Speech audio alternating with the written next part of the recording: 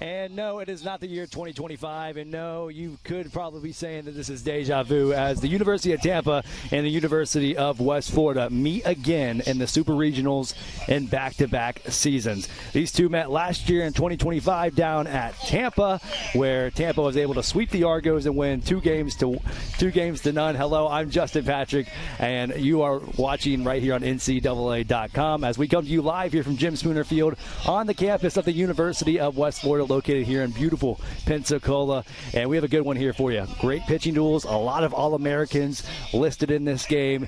Powerhouse teams who have won both their conferences. You see the champion of the Gulf South Conference and the champion of the Sunshine State Conferences going at it here in today's game. Two powerhouses that met a year ago, and Tampa got the best of UWF last year, and they're looking to do it again as they are on a tear here at the Division II level.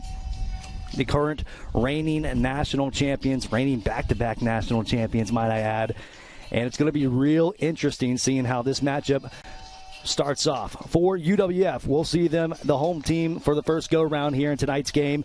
On the bump for the Argos, Braden Rapp. And what a weekend he had in the regional. UWF lost on Friday, the second game. They pitched him in a winner-go-home against Delta State. He went 7 innings, able to get the win on the mound. And then on Sunday, after throwing 7 innings and 100 pitches, he goes and gives the Argos 3 shutout innings in their route to victory over Lee, and able to secure the regional here in Pensacola. So Rapp, the junior righty, with a 3.7 ERA. This will be his 8th start on the mound, where he's compiled a 9-0 win-loss record for the Argos. 1 complete game, 63 innings pitched, allowing 65 hits, walking 11 and striking out 48. Opponents hitting 264 against him on the year. And, of course, it'll be Jordan Evans, who will start it off for Tampa. The Spartans coming in here after another thrilling year. They are the 2 seed here in the region, 44-8 under Coach Urso, who has just won the Sunshine State Conference Coach of the Year once again. And Rapp starts off Evans with a first pitch ball down on the inside. A little bit of cloudy weather. We had beautiful blue skies all last weekend in the regional. And today it's a little cloudy, a little rocky of a start, a lot of wind as well. Rapp hit it right up the middle. He snags it with his glove. That'll be out number 1. A little pep in your step to get the first inning started for Braden Rapp, as that one found his mitt off the bat. But Jordan Evans with a rocket up the middle, and that'll be out number 1. Might be a little bit more of misfortune for Evans than anything, but we'll see what Braden Woodburn, the senior lefty, can do. Hitting .378 on the year for the Spartans, has started all 52 games for them. Yohander Irigoyen, he awaits on deck for the Spartans. And first pitch on the inside, called a strike by Ray Parrish, who will be our home plate umpire in today's game. So Rapp already with a quick out to start off today's game, with the liner up the middle. And now the 0-1. Popped up out to right field. Wynn's playing with this ball a little bit, but Alex Urias camped under, and he'll make the catch for out number 2. Now, as the Argos are off to a good start defensively, but you got to keep your eyes peeled for a guy like this. Yohander Irigoyen, what a year he has had. 11 home runs, 60 RBIs. That does lead Tampa in both categories.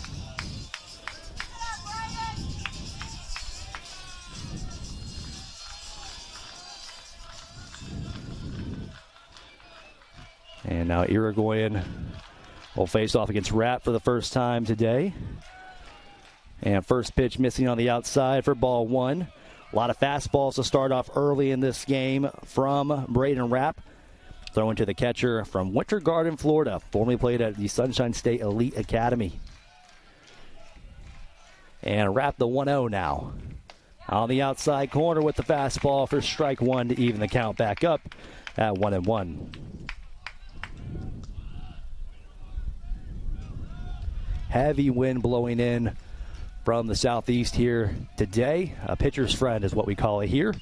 And the 1-1 fouled off to the backstop, and Braden Rapp looking for an early strikeout against the big bat for the Spartans.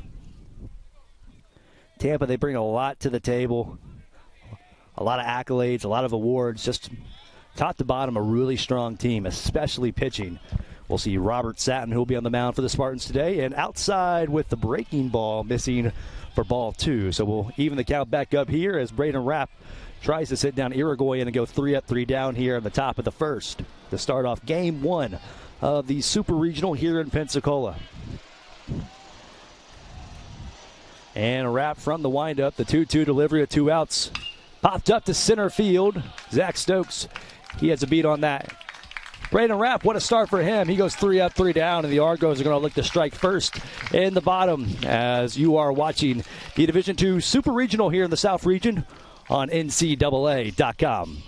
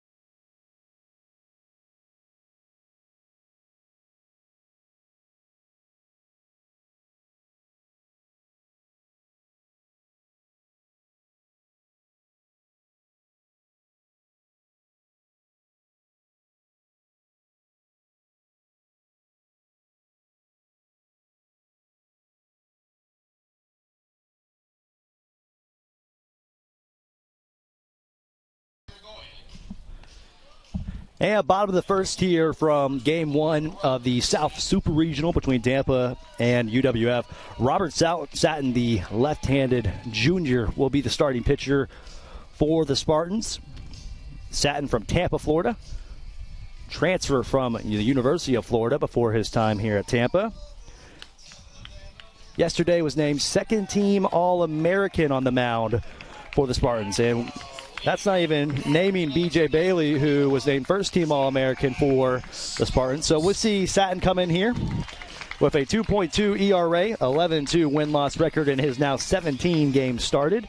2 complete games, 97 2/3 innings pitched, allowing 85 hits, 24 earned runs. His strikeout-to-walk ratio, very impressive, 105 strikeouts to 12 walks. Opponents hitting .234 against him on the year.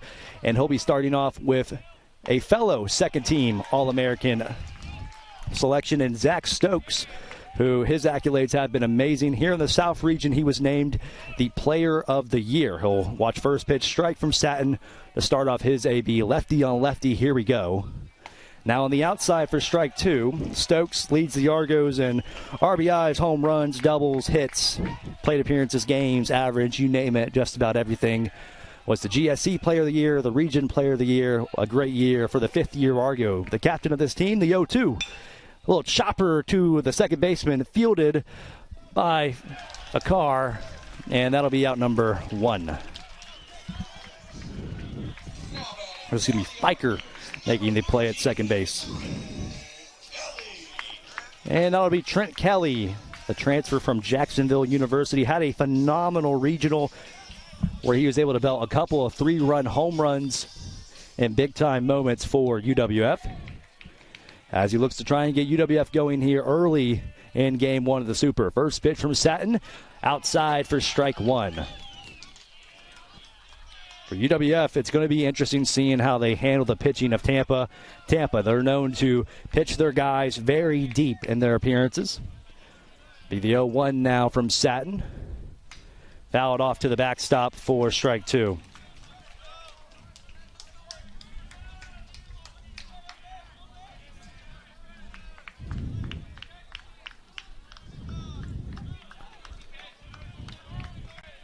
So no balls and 2 strikes to the Argo third baseman, Trent Kelly, trying to get the bats going in the right direction. The 0-2. Opposite way.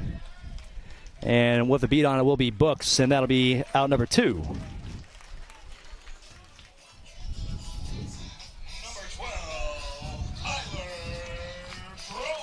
So now Tyler Brobst will dig in. The true freshman for UWF was the left fielder for a good part of the beginning of the season before sliding into second base where he banged up the shoulder, and so he's just been swinging the bat in the left-handed batter's box since then. Well, he's been a great bat for the Argos. High potential, high future for him here at UWF. First pitch now from Satin out of the stretch. Missing on the inside for ball one.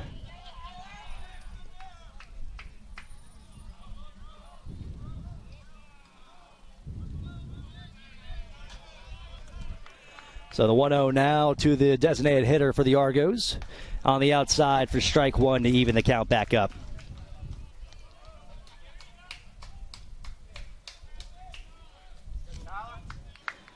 So a 1-1 count here at 2 outs and nobody aboard.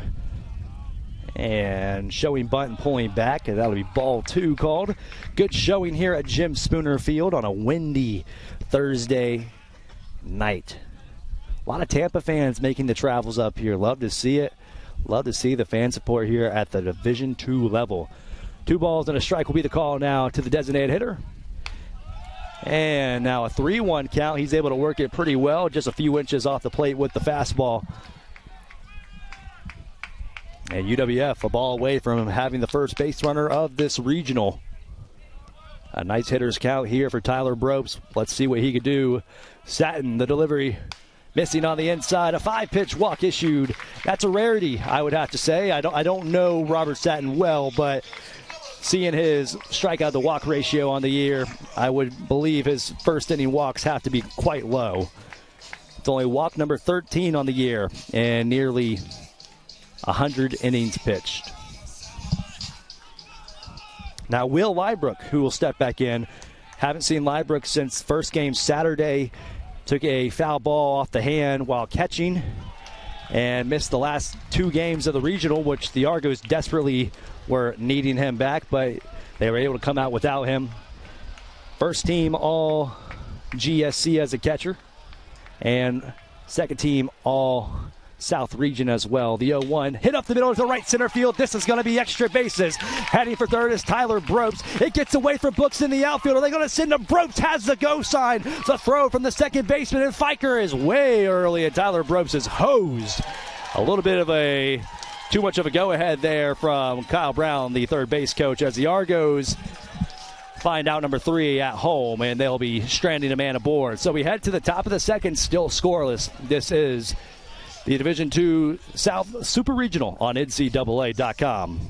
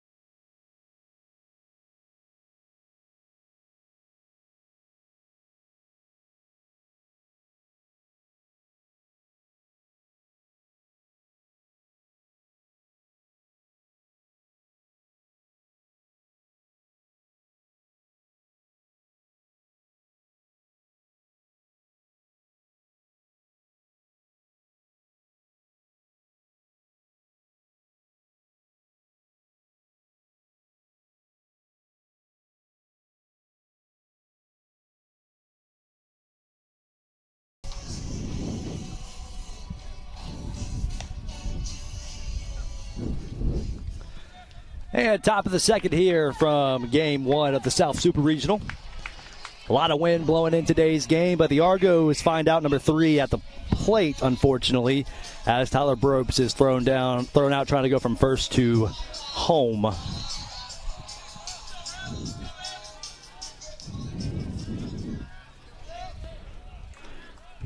And so now we'll see Walker Vanchek Jr.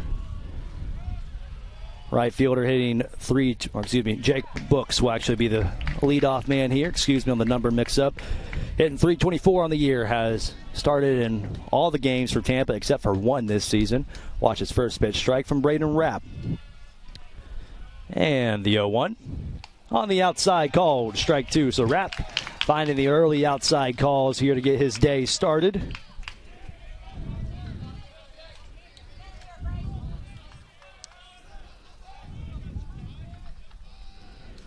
Books transfer from Coastal Carolina. That'll be the first K of the day, as Braden Rapp will find his first one swinging from Jake Books.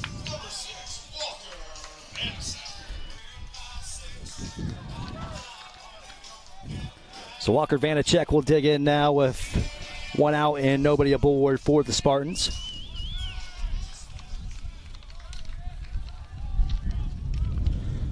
So UWF finds the first base runners and hits of these games and the first strikeout. We'll see if that pace keeps up for the Argos. You know Tampa, they will come alive eventually. Going 3-0 in their regional. A much different path compared to UWF. Popped up. Wind blowing heavy. Tanner Taylor, the first baseman, looks to be comfortable. That wind going back at it, though. Almost pushes it back into fair territory, but that'll be out number two nonetheless.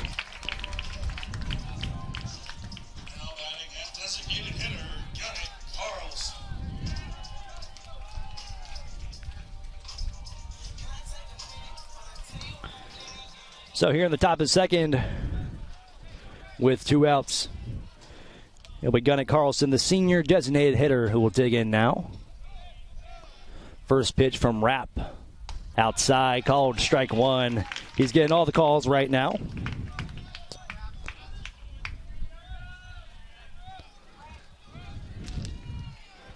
Carlson transferred in from Rice. He is a Tampa kid at heart. And Gunnar fouls this off to the backstop. Falls behind 0-2. Braden Rapp off to a great start right now on the mound, pounding the strike zone, letting the strikeouts come to him. That's been his ideology all year for the Argos. He's just a great strike thrower. No balls, two strikes now to Gunnar. Outside, did he get him looking? No, it'll be a ball and two strikes now as the call. Wind blowing in heavy from center field. Ball and two strikes will be the call. Jesse Ponce, the junior shortstop, awaits on deck. The 1-2. Fouled off. That'll be strikeout number two for Braden Rapp. Picks up a couple of Ks here in the inning. We head to the bottom of the second. Still scoreless. This is the Division II South Super Regional on NCAA.com.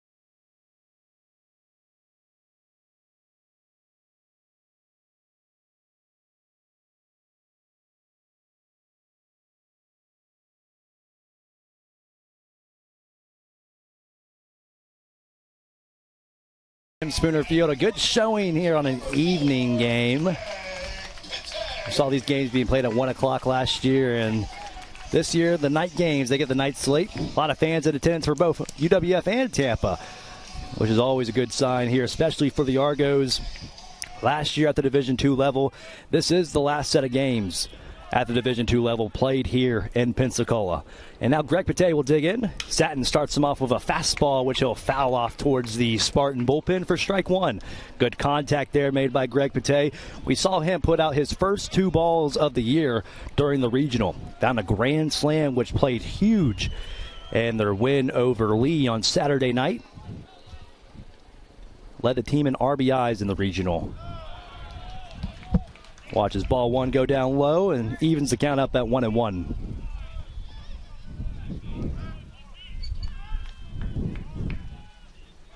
So Satin trying to get his rhythm going. Let up a base hit last inning and a walk. Little chopper to the second baseman, and Fiker, he'll field it in the grass. Fires over to first base, and that'll be out number 1. Vanacek making the catch over there at first.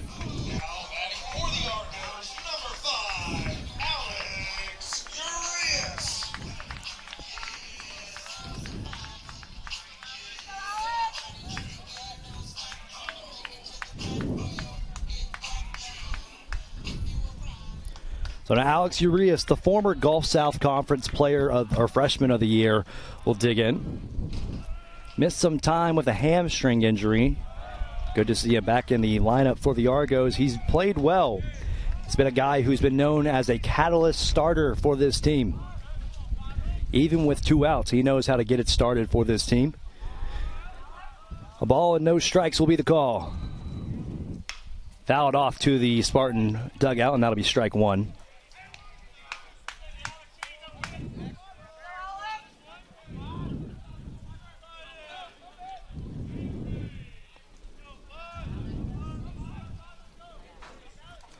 So a ball and a strike here with an out and nobody aboard. Satin trying to get the rhythm going. Urias trying to get the Argos started. Ball 2 on the outside.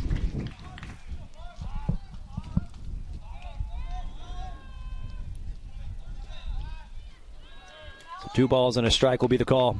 Satin now the stretch. The 2-1. Missing outside, so we'll see another 3-1 count. Last 3-1 count, Tyler Brobes was issued a walk.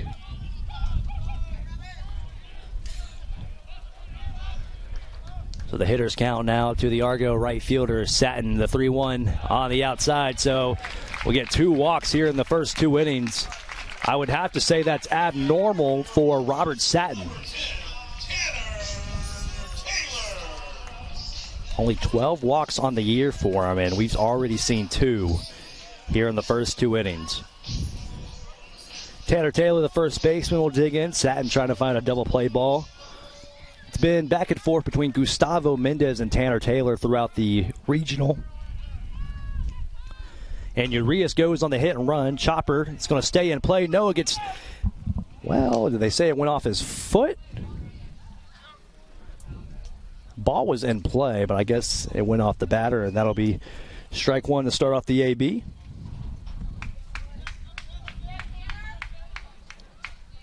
So Urias was put in motion there. 9 stolen bases on the year for him. Satin now the stretch here. No balls and a strike. Taylor, let's see if the hit and run stays on. No, they take it off. Swing and a miss. That'll be strike 2.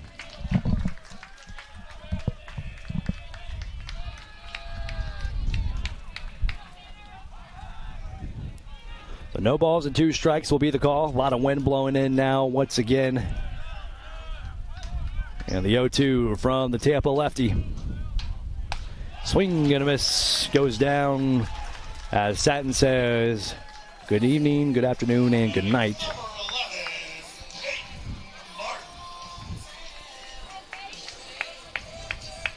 So that'll be his first strikeout of the day. We'll see the left fielder, Peyton Martin, will dig in now.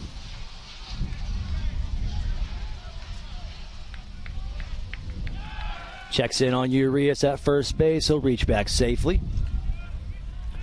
Martin hitting .241 on the season. Was not the primary left fielder for the Argos for the first half of the year, but it worked his way into the lineup, which they have loved since then.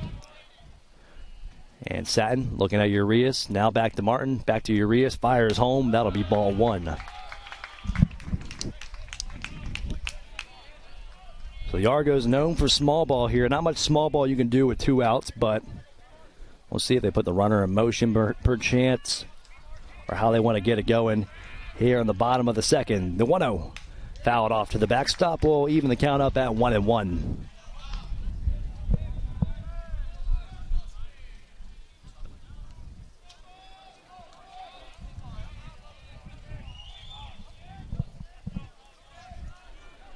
So a ball and a strike will be the call. Urias stands on first. Satin delivers. Hit opposite way. That gets through the second base hit. Urias are going to hold him at second. And the Argos will have 2 aboard and 2 outs from the 9-hole hitter in Hudson Spencer. For your Argos, number 3, Hudson Spencer. So the true freshman shortstop digs in.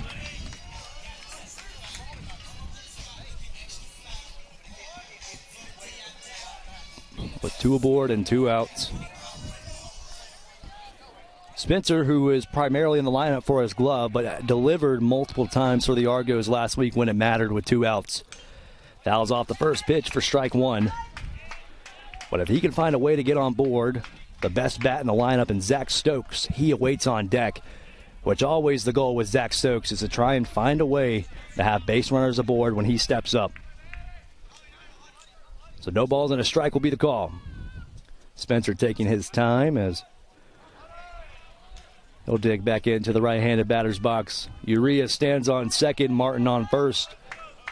Argos have gotten to Satin a couple times now as they have a pair of walks and a pair of hits.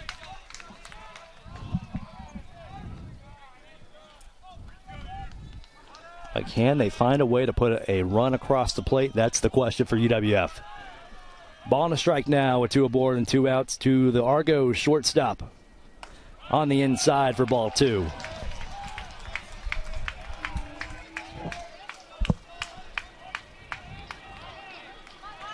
So a 2-1 count. Hudson Spencer trying to find a way to get aboard.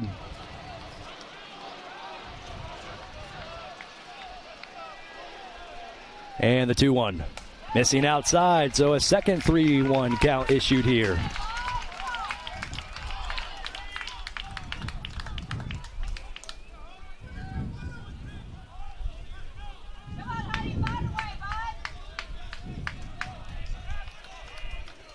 And the hitters count for the second time this season, this inning, the 3-1.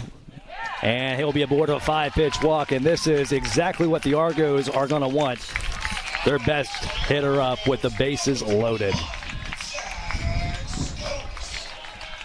Stokes, he'll dig in with a pristine opportunity to try and deliver. The gap's looking very large in left center field. 2 walks issued. That's the 3rd walk issued by Satin. Very big surprise, I'd have to say. First pitch to Stokes. Swing and a miss. He goes down 0-1 here to start off the AB. A big-time opportunity here for Stokes, the 5th-year Argo. He's a rare case in collegiate athletics. Been here all 5 years. And the 0-1 to Stokes on the outside to even the count up at 1-1. The energy is buzzing here on the campus of the University of West Florida. A good showing here in the crowd.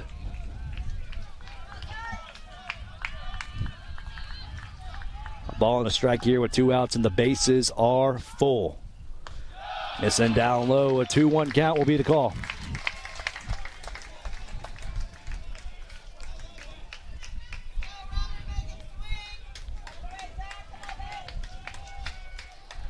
UWF trying to find a way to knock in some runs here. And the 2-1 to Stokes. Fouled off will even the count up at 2-2.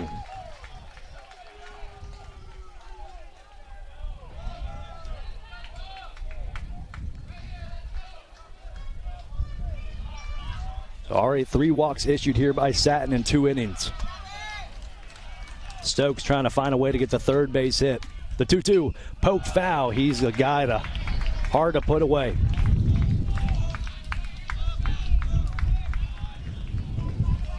UWF trying to make noise as early as possible here in Game 1 of the Super here on the campus of the University of West Florida.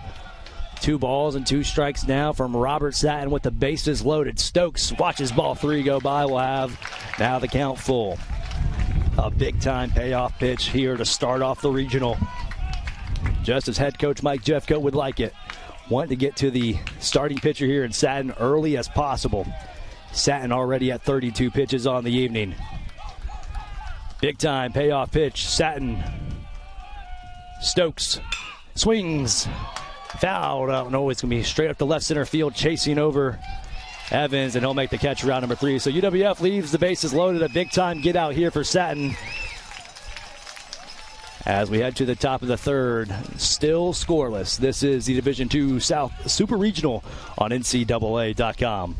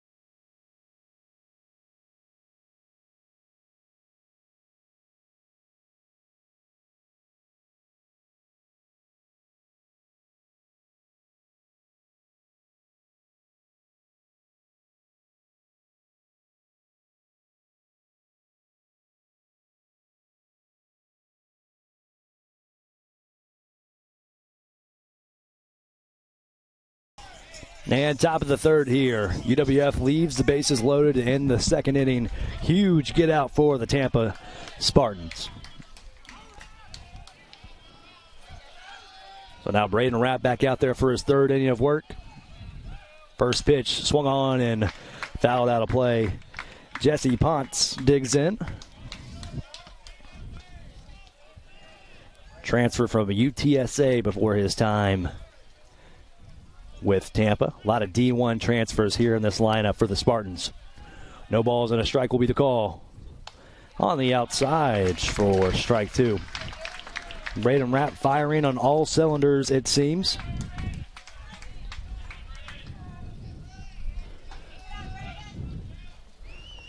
No balls and 2 strikes will be the call. And Rapp on the outside for ball 1.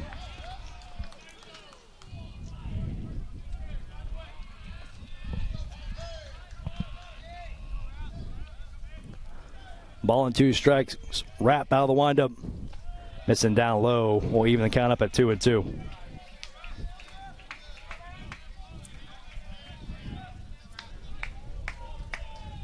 Fiker, he stands on deck for the Spartans. Have a 2-2 count with nobody aboard to the leadoff man. Hit up the middle, and Hudson Spitzer comes over, bobbles it, fires over to first. Can Taylor block it? Yeah, he will. So he'll be the first man aboard as Spencer not able to field it cleanly. So Tampa, that'll be their first man aboard on their 7th batter here in the third inning.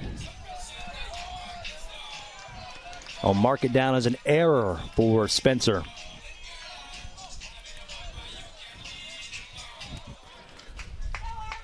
Which we saw some errors for UWF last weekend that led to a lot of errors. Ponce gets his lead off first. Fiker shows bunt, pulls back. That'll be ball 1.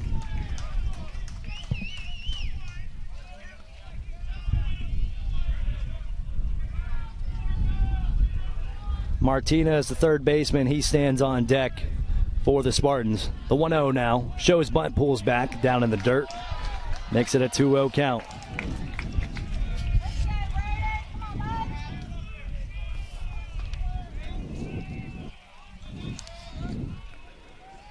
Fiker, the junior, hitting .296 on the year.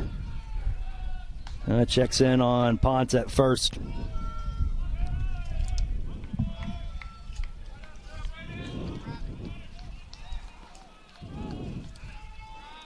2 balls, no strikes will be the call. Shows bunt, lays it down. Rapp, he calls for it. Gets the out on the outside of the baseline for out number 1. Nice bunt laid down there by Fiker. So now Jack Martinez, the 9-hole, will dig in.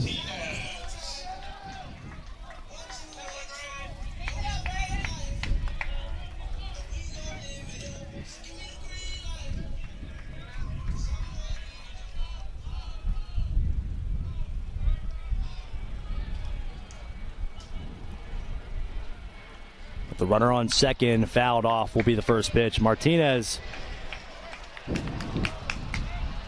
also a Tampa kid here on the team.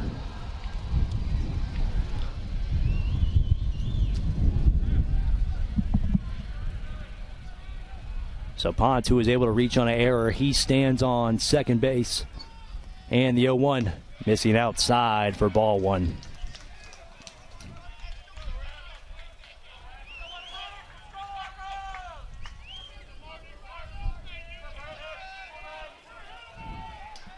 Ball and a strike will be the call. Rapp fires away outside for strike 2.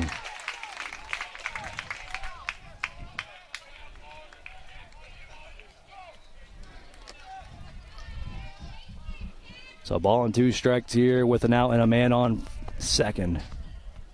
Braden Rapp from the stretch looks at the runner and fires home. Missing down low for ball 2. So 2 balls and 2 strikes.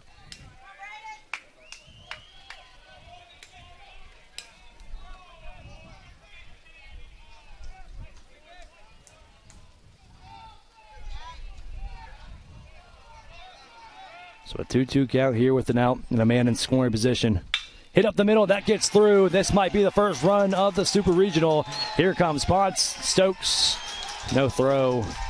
And that'll be run number 1 as the error leads to the first run here in the series. Which for Hudson Spencer, an error from him is almost like, how can you do that? I mean, that's a premier reason why he's in the lineup for UWF. He is known for his glove and has a big-time blunder that cost UWF to now be in a deficit here. And Tampa, they're trying to get it going even again. Back to the top of the order, Jordan Evans. So Martinez delivers a 1-out RBI single as he stands on first base.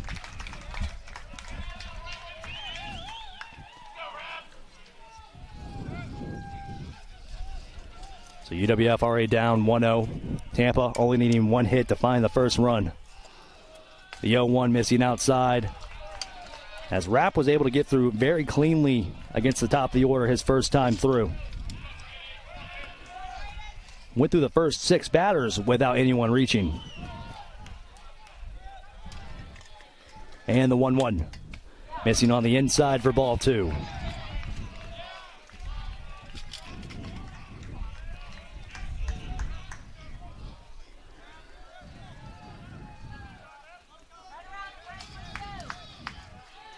Two balls and a strike now. Man on first with 1 out.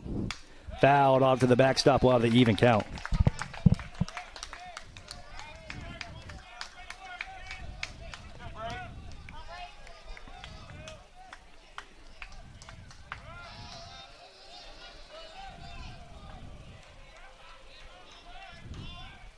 And the 2-2 now to the leadoff man. Hit up the middle. Can they capitalize on this? Spencer not able to make the save there at first. And the runner goes to third to Martinez, and that'll be man on the corners now here with 1 out. As Spencer lets the ball get through, and it trickles into center field. And Martinez, he capitalizes on that to find his way to third base on what should have stayed in the infield.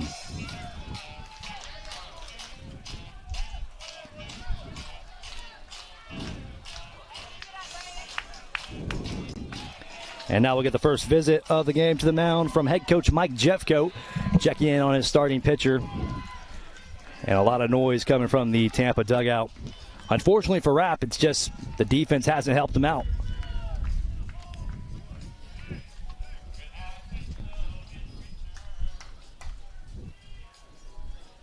So UWF in the infield will meet on the mound as they're going to try and find a double play ball to keep this a 1-0 game.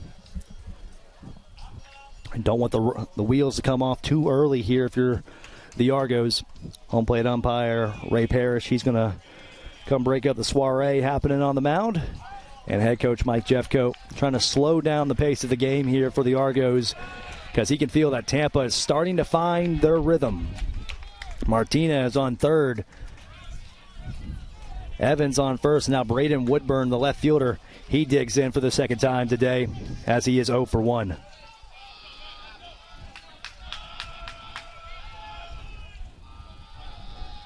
So first pitch now to the Spartan left fielder. Inside called strike one. Nice fastball there from Rapp.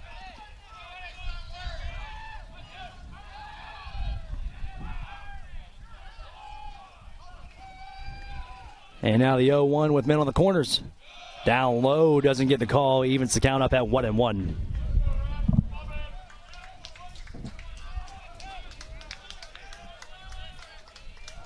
So Tampa wearing their all-black uniforms here. Ball and a strike now with 1 out and men on the corners. Chopper, this gets through. That'll be another run there for the Spartans. It'll be men on first and second now with 1 out. And that is what happens when you have errors, folks. Errors lead to runs.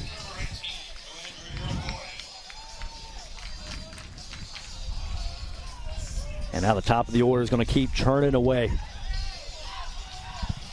As the first 2 batters are able to reach there in the top of the order. Now Johanner Irigoyen, he will dig in. First team all Sunshine State.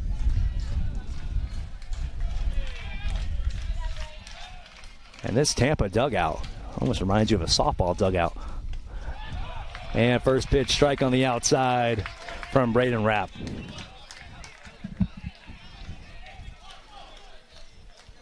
So runners on first and second.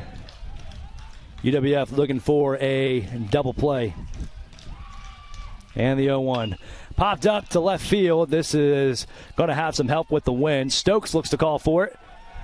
And no runner coming from second base and Evans. So that'll leave the runner stranded at first and second. So you're going to call that a win there if you're Braden Rapp, because now you just got to try and get the force out at third, second, or first to get out of this inning as a 2-0 deficit. Now Jake Books, the right fielder, will dig in.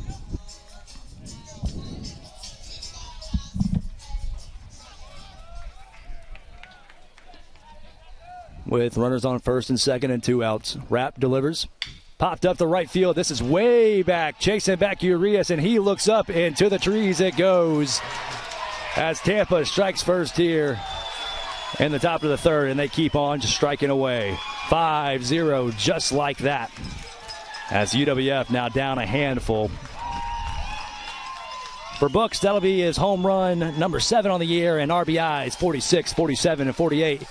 And the Spartans with a 5 spot in the top of the third.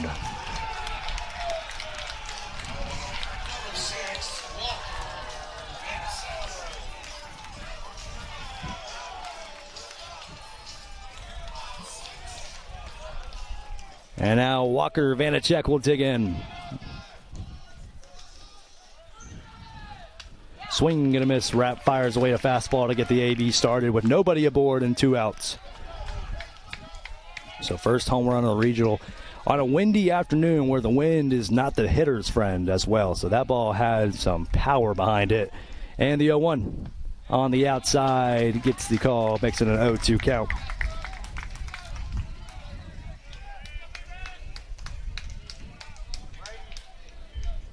No balls and 2 strikes. Rapp trying to get out of the inning where it is. Missing on the outside for ball 1.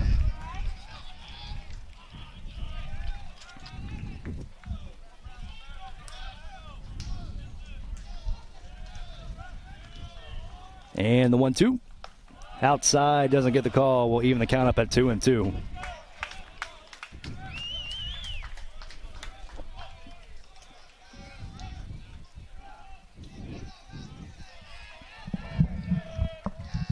And now the 2-2.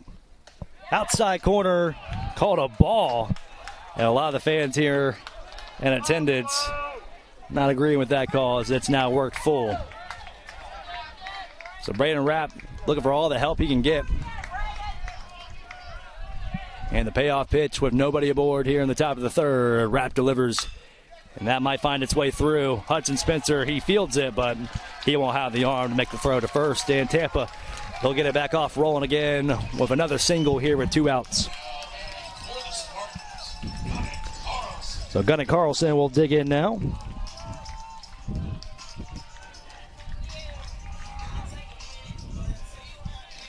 As Tampa has officially hit through the order here in the top of the third.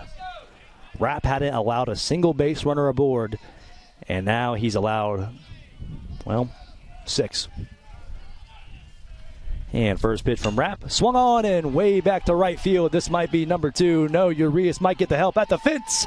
In the trees it goes. Home run number 2 for Tampa here in the top of the third. Make it a full 7 spot. Gunnar Carlson, that is home run number 4 on the year. And UWF is down 7-0 just like that. Go one time through the lineup here with the Spartans, and they are up 7.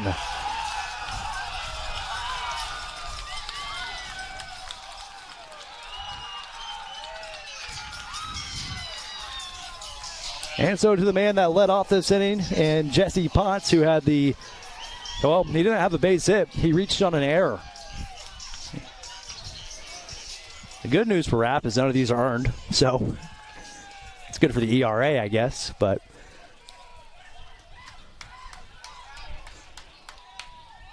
outside corner called strike 1 as Ponce showed bunt, then pulled back.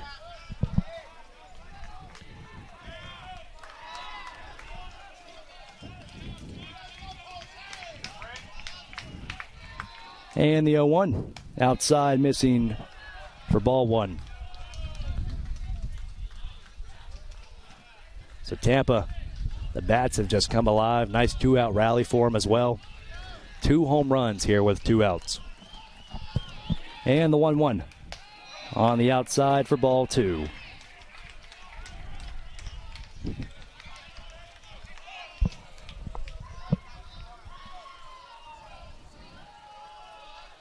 And the 2-1 missing on the outside. Will now have a 3-1 count.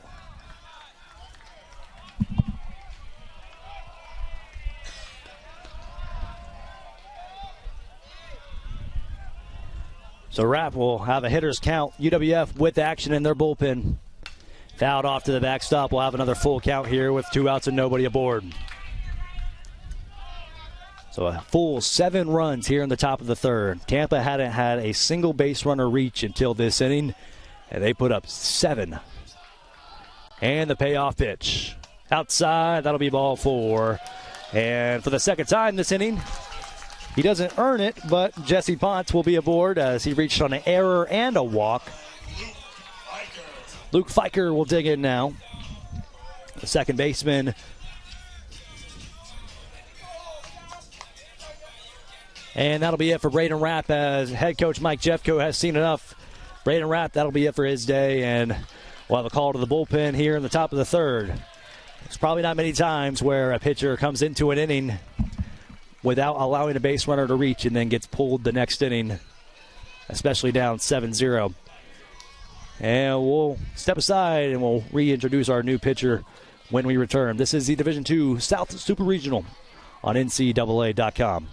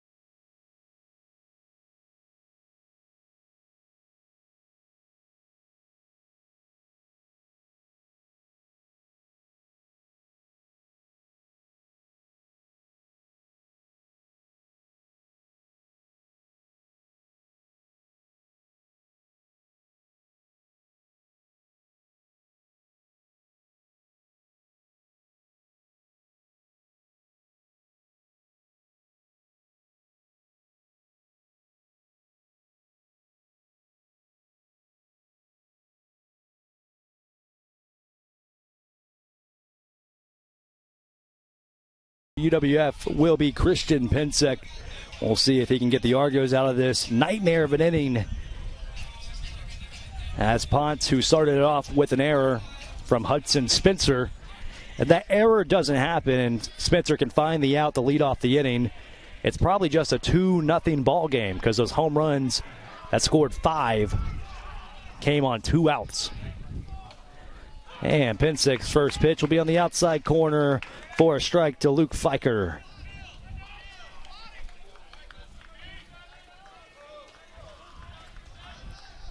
And no balls and a strike will be the call. And outside corner called for strike 2.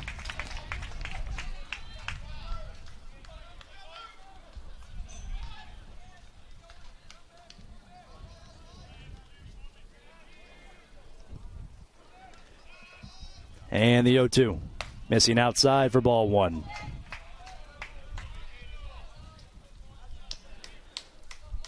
So the Argos, who look to have the early life in this game with scoring opportunities, the bases loaded, the first set of base hits and runners, they're now down. Swing and a miss in the dirt. And Christian Pinsek finds a strikeout to end that nightmare of an inning for UWF. So 7-0 our score. We head to the bottom of the third.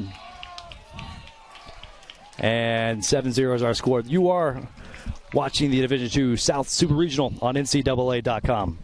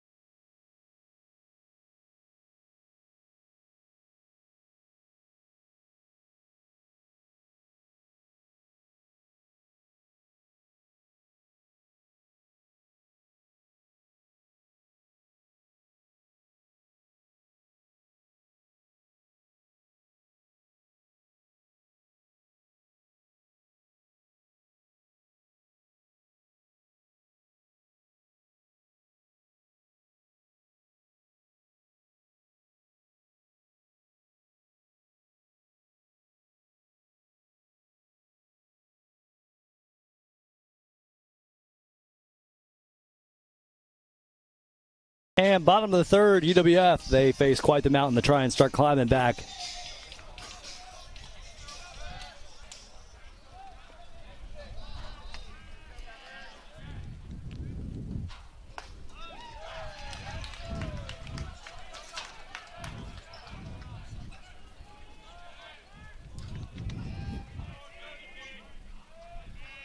And starts off Kelly with the strike, the 0-1 now. Missing in the dirt for ball 1. So if you're Satin, you were getting hit around, allowing base runners on, and now you must be feeling very comfortable as you get back out there with a 7-run lead delivered by the bats of Tampa. Now ball and a strike will be the call. Flown out to left center field. Looks to fall dead in the dirt. Trying to get over there in time. Does he get there? Yes, making the catch out there. And left field will be Woodburn, as he had to put a little slide on there to find the out, but that'll start off the bottom of the third. Number 12, Tyler Brooks.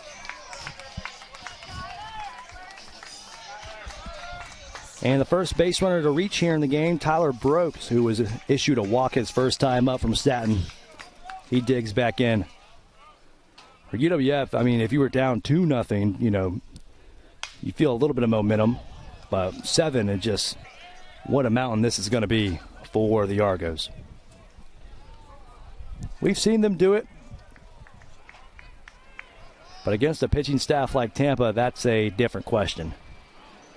Because this is one of the best in the country. The 0-1 on the outside for strike 2. And Satin looking much more comfortable now who wouldn't whenever you get a 7-run lead?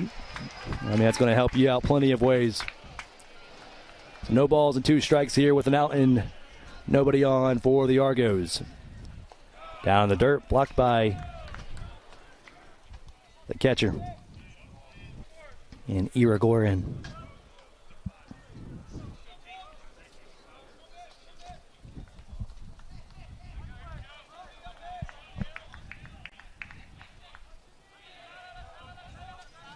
And Satin comes set out of the stretch, ready to fire away. The 1-2. Missing outside. Evens the count back up at 2-2.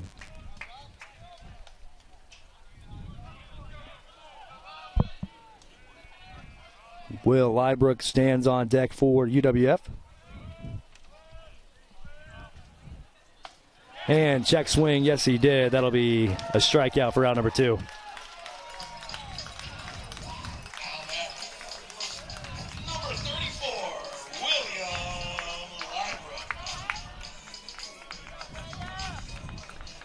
So the Harvard grad, Will Lybrook, the catcher for UWF, will dig in.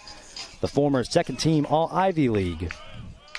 Tries to get the offense started. Had a base hit the right center field his last time up off Satin.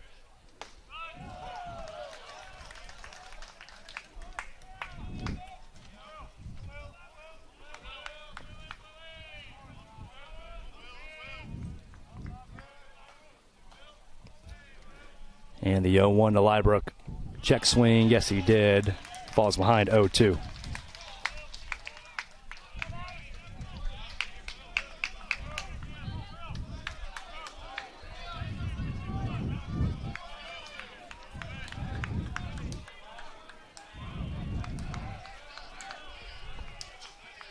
And the 0-2 now on the outside for ball 1.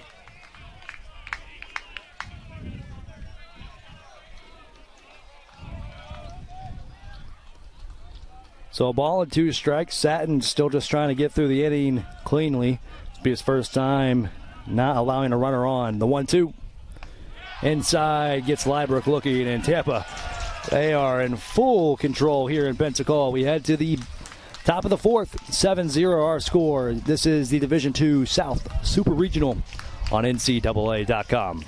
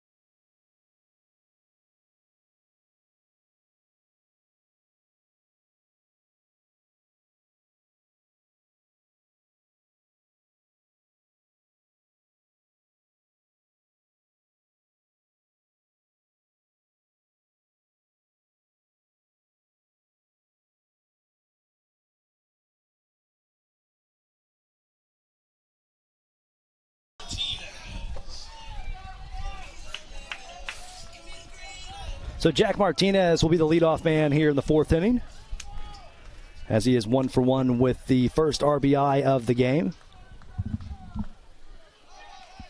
I'll face off against Christian Pinsick this time through. And first pitch swung on and missed.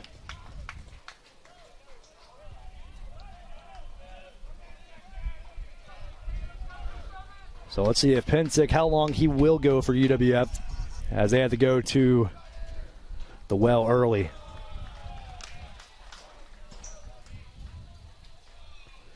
Get a ball and a strike now from Pensick.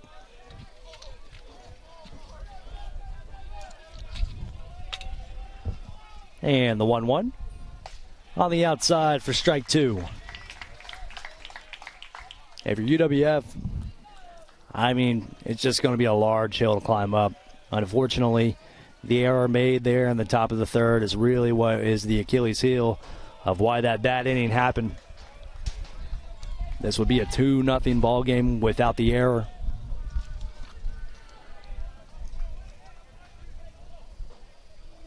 And unfortunately for Pensick, the top of the order stands on deck. And the 2-2 to Martinez. Swing and a miss. Able to find the strikeout there. So Pensick looks good out of the pen right now for UWF. How long does that last? That's the question. We saw Braden Rapp go a full 2 innings without allowing a base runner to reach. And then the wheels didn't fall off. They exploded. With a 7-run spot there in the top of the third. So Jordan Evans digs back in. He's 1 for 2. Able to reach bases last time up. And Pensick fires away. Hit out to right center field. Starting to curve away from Stokes, but he'll still make the catch for out number 2. So a much better start here in the top of the fourth. I mean, quite literally, UWF has started the first, second, and fourth inning perfectly. The third inning is where everything went bad. And Braden Woodburn, the senior left fielder, will dig back in. Also 1 for 2 with an RBI on the evening so far. That's all face off here against Pensick. Irigoyen stands on deck. Spiked in the dirt for ball 1.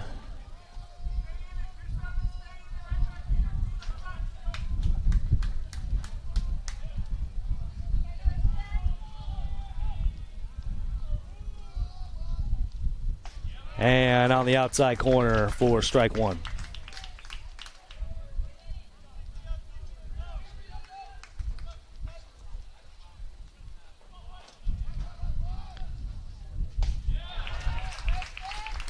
And swing and a miss for strike 2. So Pensick trying to get out of this inning clean.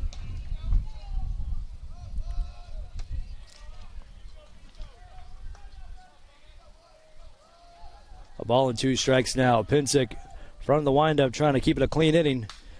Fouled out of play. We'll have the 1-2 count all over again.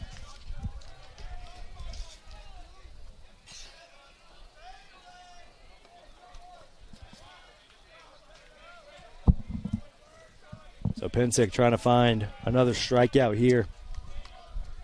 And the 1-2 on the outside evens up the count at 2-2. So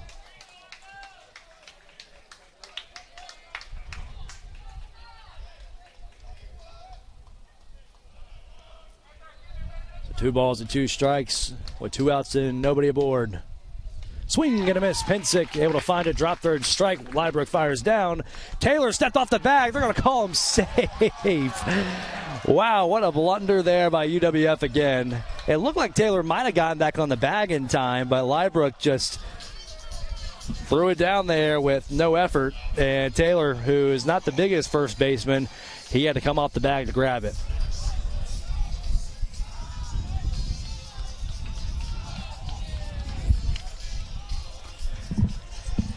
And what a mistake that is, because now you get Yohander Irigoyen, first team All Sunshine State Conference catcher, and the big bat on this team.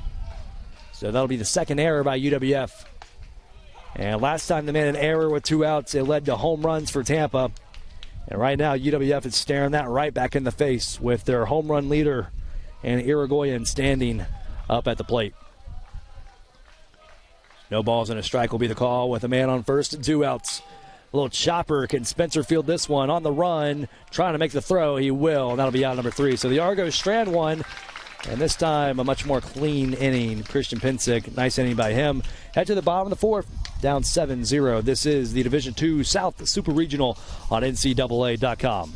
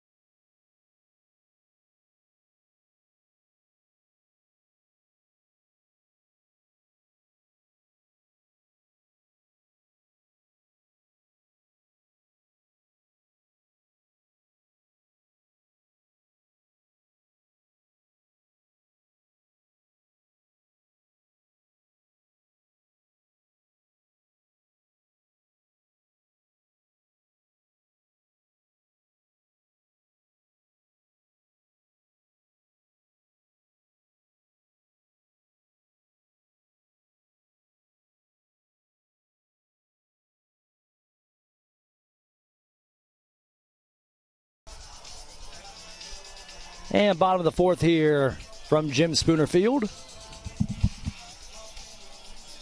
As UWF still down 7 after that 7 spot put up in the top of the third by Tampa.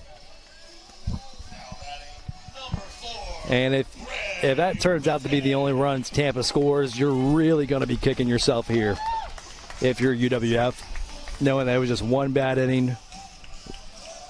There's a couple of back-to-back plays that you made mistakes on, and that's what cost you. Greg Pate digs back in. He's 0 for 1 today. Had a chopper to the second baseman and Fiker his last time up. Satin fires a first pitch fastball on the outside for strike 1. But the Tampa fans in attendance, they have to be absolutely loving what's going on here in Pensacola. They are trying to go for a three-peat here at the Division II level of national championships. Flown out to center field, chasing back Evans towards the warning track. That'll be caught for out number 1.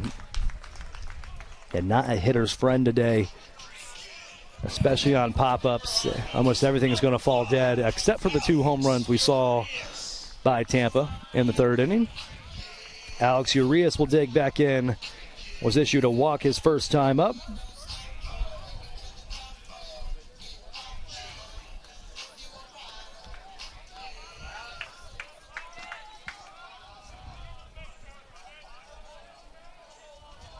And first pitch from Satin on the outside for strike 1.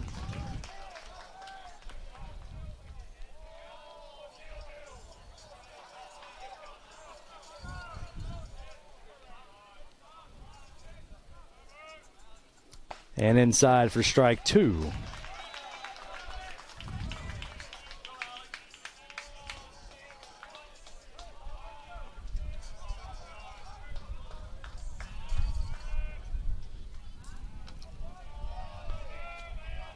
And the 0-2 on the outside, missing. So Satin, he looks much better on the mound. He's got 3 strikeouts and 3 walks so far in this game, but he looks a lot more comfortable compared to the first 2 innings where UWF was actually looking to get to Satin pretty early. Ball and 2 strikes, and fouled on a play down the right field line.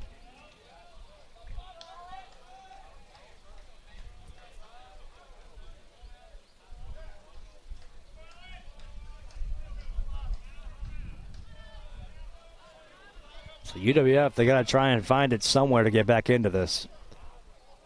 And the 1-2 on the inside makes it a 2-2 count.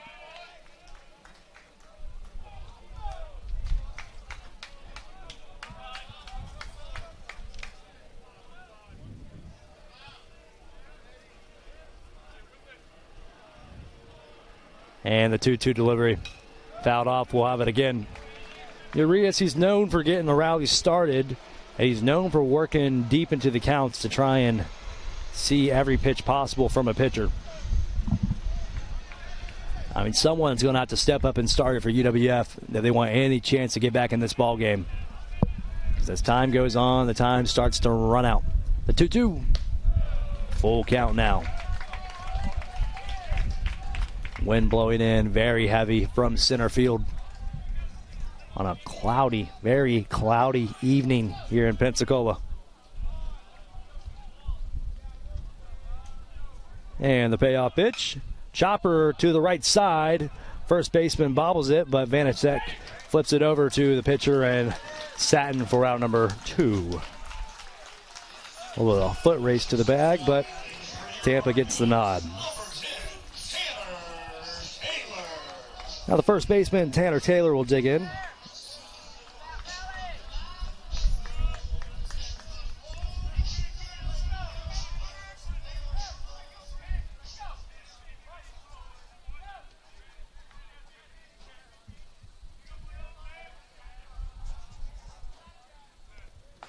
And first pitch on the outside, missing for ball 1.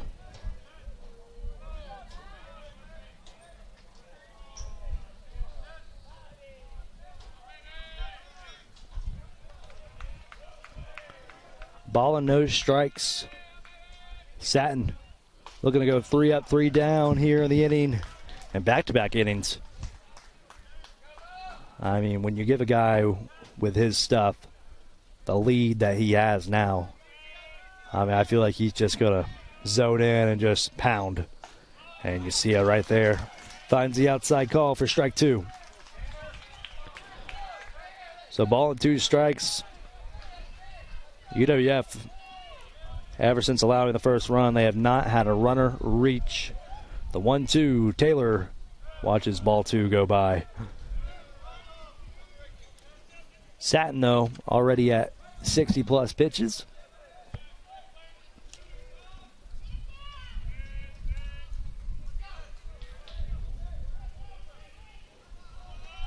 And we'll see him come set here on the 2-2 count with nobody aboard and 2 outs. Missing high for ball 3.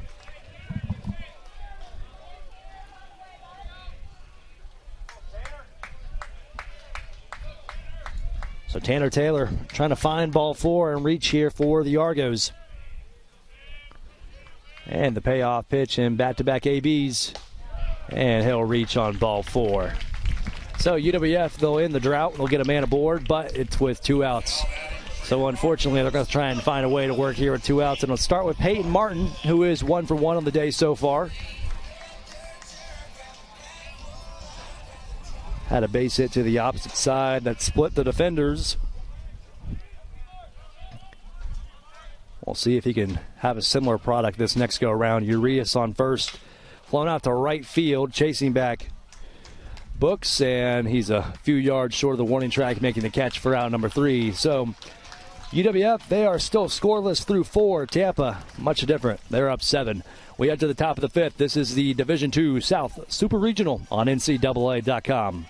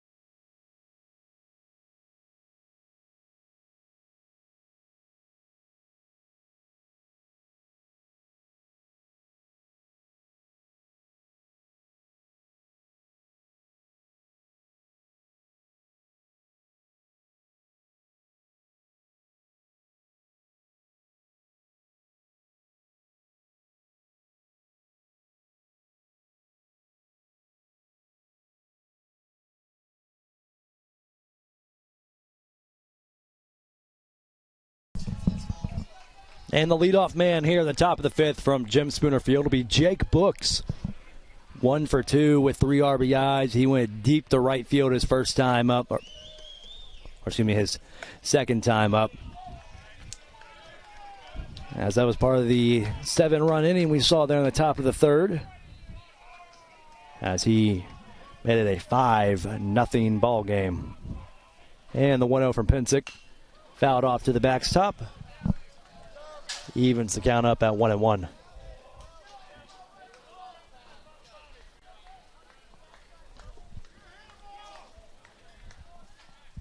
So Pensick looks comfortable on the mound right now for UWF.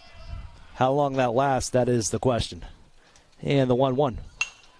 Out of the play, we'll have the 1-2 count now.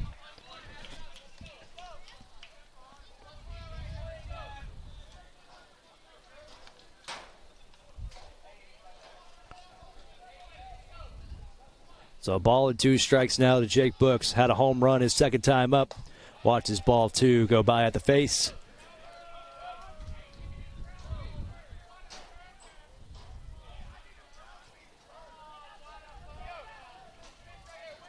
as the winner of this weekend will make the trip to Cary, North Carolina.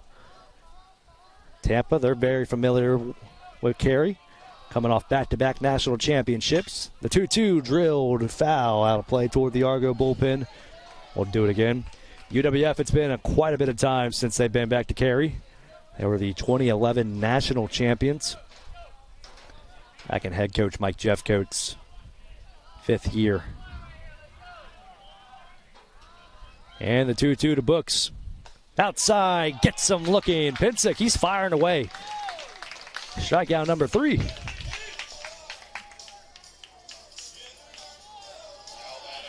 Spartans, number 6, Walker Vanacek. So Walker Vanacek will dig back in. He's 1 for 2. He found the base hit with 2 outs, and the man standing on deck, and Gunnar Carlson, he found the second home run there at the top of the 3rd. Swings at the fastball in the dirt for strike 1.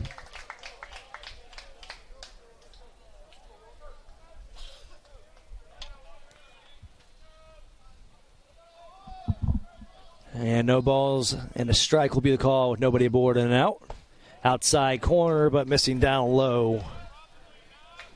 It'll be a 1-1 count. Very dark sky we have in Pensacola. Matches the energy that UWF fans might be feeling right now, down 7-0. The 1-1 drilled out to left field, a little bit off the end of the bat. It's going to fall for a base hit as Peyton Martin was drifting to the baseball and not able to get there in time as it falls at his feet for a base hit. Designated hitter, Gunnar Carlson.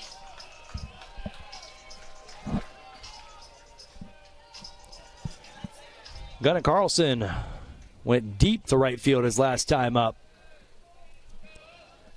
where he was able to score. The man who stands on first, and Vanacek. And missing down low for ball 1 is Pinsick.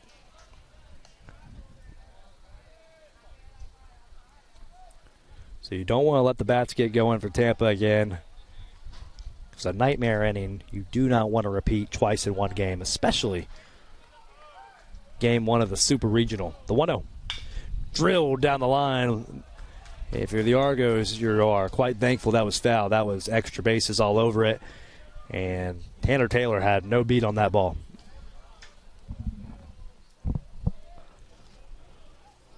So a ball and a strike will be the call. Christian Pinsick with a man on first. Comes set, fires away on the stretch, missing down low. Now a 2-1 count.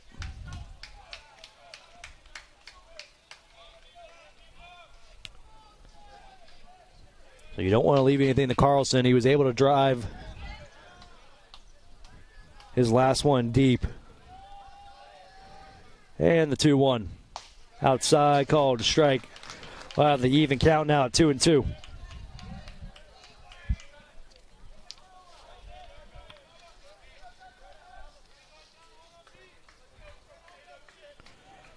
Carlson from Tampa, Florida. And the 2-2 on the outside. We'll have a full count now. Free passes is where things get dicey here if you're UWF. You don't want to go to the well again before the end of the 5th inning if you're the Argos. And the payoff. Drilled down the line. This is going to be extra bases. And they're going to go ahead and send Vanacek for the 3rd. Tripping and falling at first was Carlson. Someone look out for a sniper out there. He fell flat on his face at first base. So it'll be runners on the corners with 1 out now.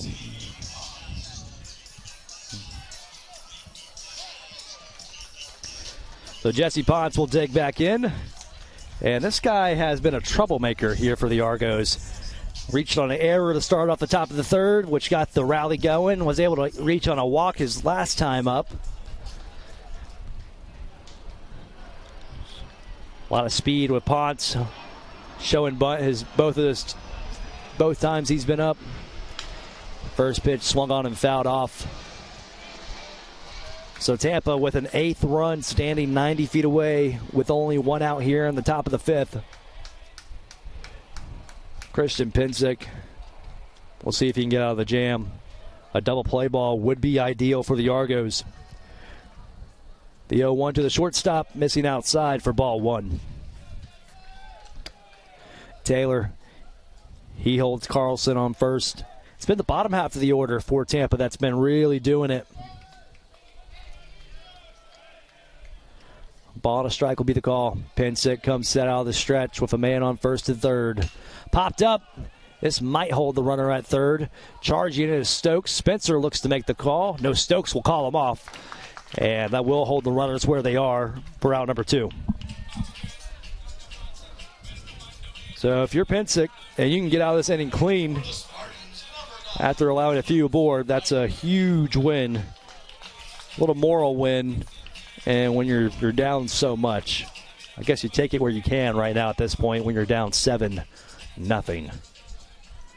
And the second baseman, Luke Fiker, 0 for 1 on the day. He digs back in. With men on the corners and 2 outs. First pitch from Pinsick. Hit up the middle. That's going to find its way through, and Tampa makes it an 8-0 ball game. Just like that.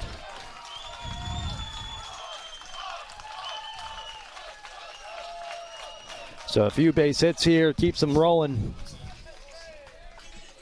now batting for the Spartans, number 4, Jack Martinez. And the 9-hole hitter, Jack Martinez, who's had good success at turning the lineup over. He's 1 for 2 on the day with a strikeout. Don't want to turn the lineup over again, especially with runners on the base paths. So Pinsick in a little bit of trouble now. First pitch swung on and fouled. And for Liebrook, hopefully that didn't hit him in the hand again, because that happened last weekend and he missed the rest of the regional.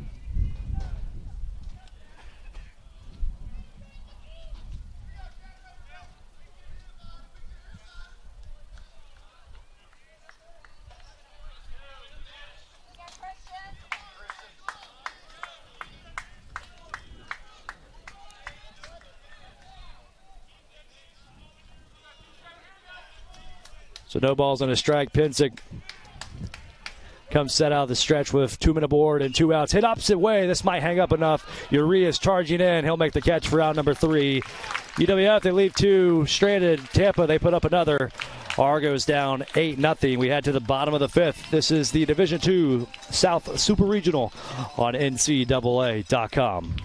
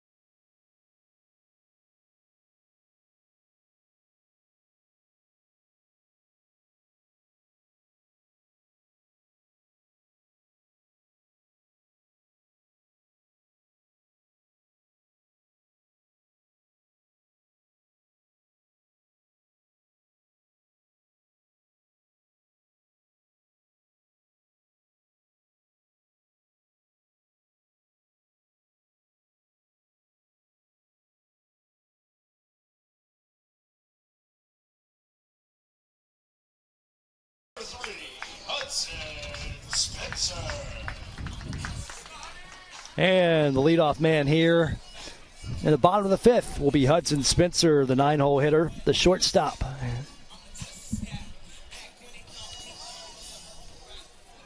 to have to find a way to get UWF off and rolling somehow, because they are nowhere near where they want to be, down 7-0. Satin back out there for his 5th inning of work. Starts Spencer off with a strike. And he'll have pitch number 70 on the way.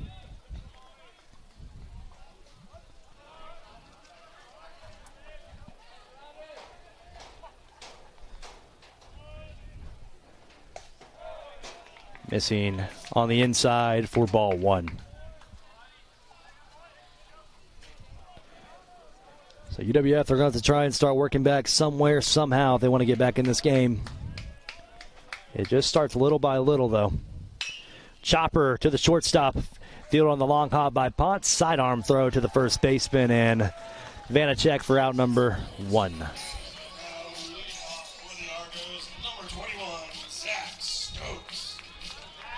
So Zach Stokes will dig in. Last time we saw him, the bases were loaded back in the bottom of the second, and Stokes flew out to left center field.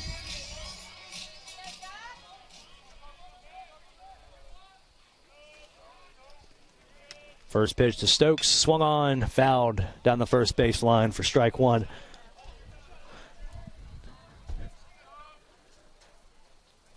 So Satin, he is fully comfortable after giving a 7-run spot there in the top of the third. The transfer from the University of Florida. Misses on the inside for ball one.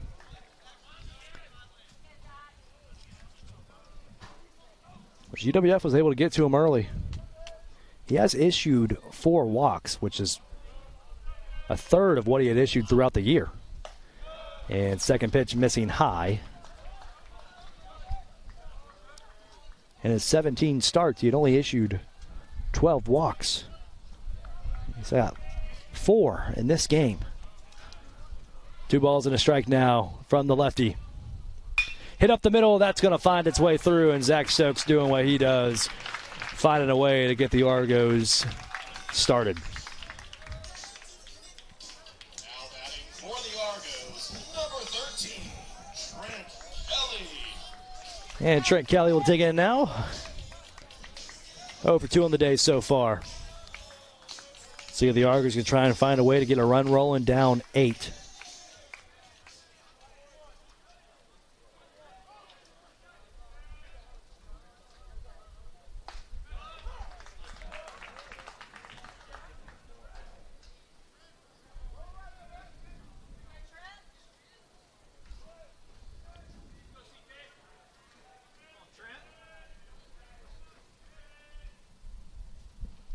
And drilled to left field, and Trent Kelly put enough on this to left field, way back.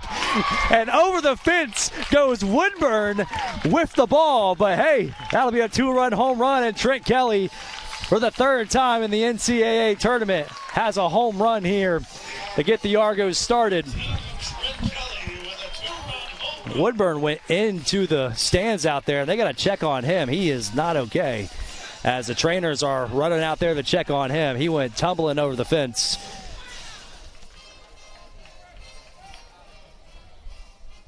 But the Argos make it 7-2, and Gustavo Mendez is stepping up. Woodburn looks to be okay.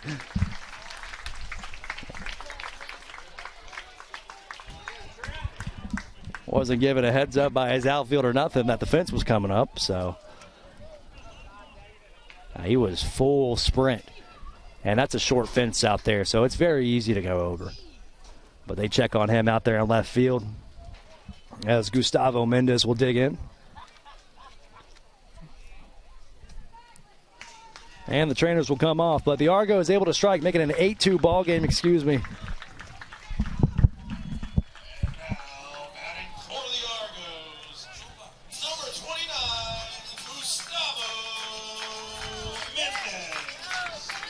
So Satin allows the home run there, and UWF now down 6. So it's good to see life from the bats of the Argos, the top of the order, and Kelly and Stokes doing what they do. And we'll see Tyler Bropes will be pinch hit for by Gustavo Mendez, who's one of the big bats for UWF. Been dealing with a hamstring issue these past few weeks. He's been in and out of the lineup, and UWF will go to him here in the bottom of the 5th. Let's see if the Argos can get a rally going. Flown out to right field, chasing back Books, and he's comfortable under it for out number 2. Now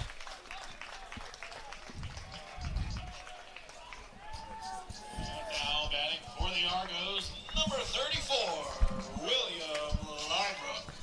Now Will Liebrook will dig in.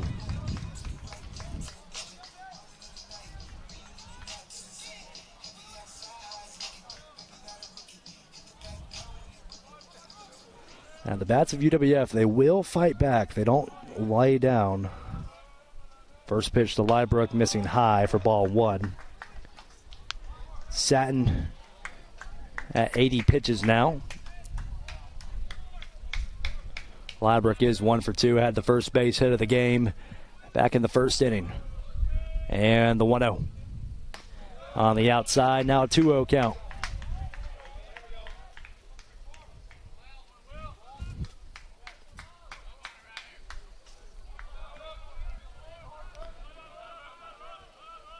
So 2 balls and no strikes now to the second team. All GSC catcher.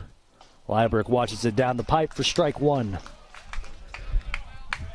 But Trent Kelly has found the power in his bat when the Argos have needed it most.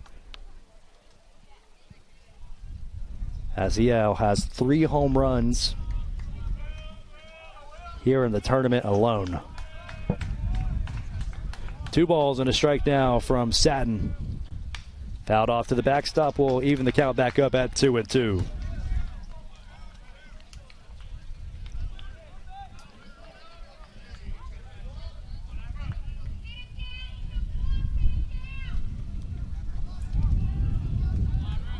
Liebrook trying to keep the inning alive for UWF and keep getting the Satin. The 2-2.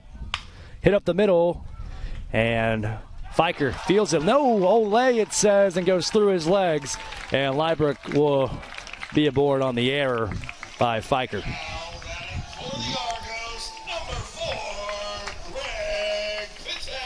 And now here's another bat for UWF that has awoken here in the tournament. And Greg Pate found 2 home runs last weekend, including a grand slam.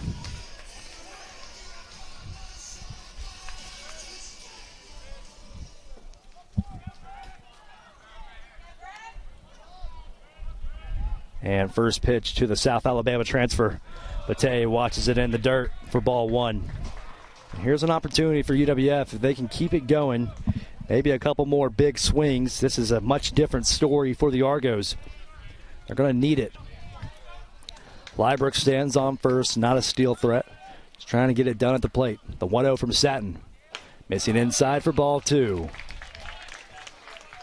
Alex Urias, he awaits on deck for the Argos. So UWF, they're trying to find a way. 2 balls and no strikes. There's a man on first and 2 outs. Pate swung on, drilled down the line, goes off the third baseman's chest. Can he beat it out in time? No throw. Argos have runners on first and second as Martinez couldn't handle the ground ball in the hot corner. And now the Argos maybe could have some fight back here.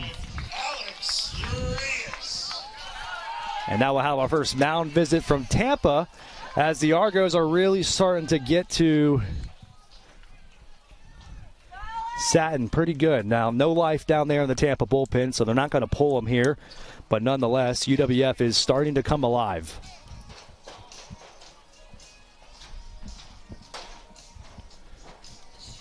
And the Argos will have a meeting in front of the dugout with head coach Mike Jeffcoat as Liebrook and Pate and Urias and Tanner Taylor away.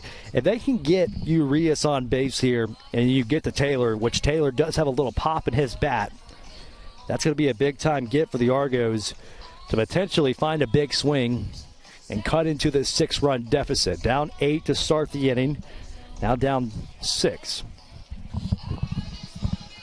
Quick meeting there with Robert Satin and UWF. They're going to try and start fighting back here with 2 men aboard with 2 outs.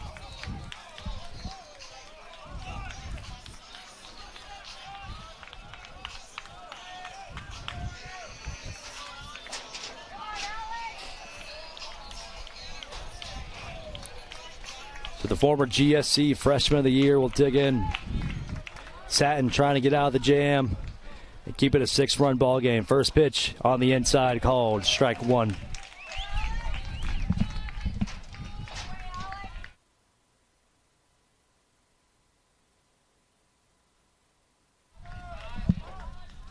Now Satin with the 0-1 count.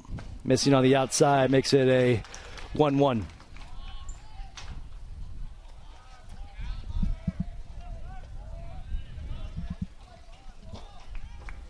So ball and a strike with 2 men aboard and 2 outs. Urias trying to keep the inning alive. Hit up the middle, fielded. They'll get the out at second to end it where it is. So the Argos put up 2. They make it an 8-2 ball game. UWF are able to find their first bit of offense. We head to the top of the 6th. 8-2 our score. This is the Division II South Super Regional on NCAA.com.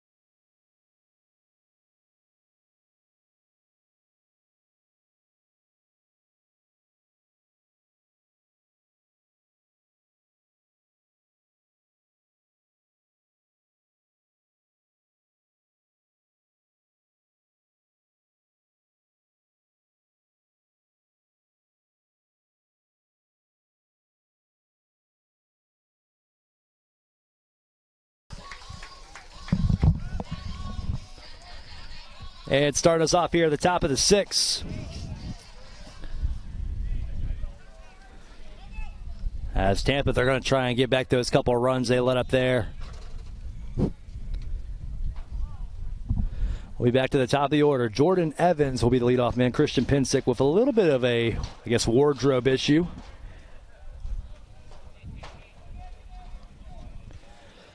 But the bats of UWF, they are fighting back, and that's the most important thing here, especially when you're down in a game like this. It's where can you fight back? That's the question.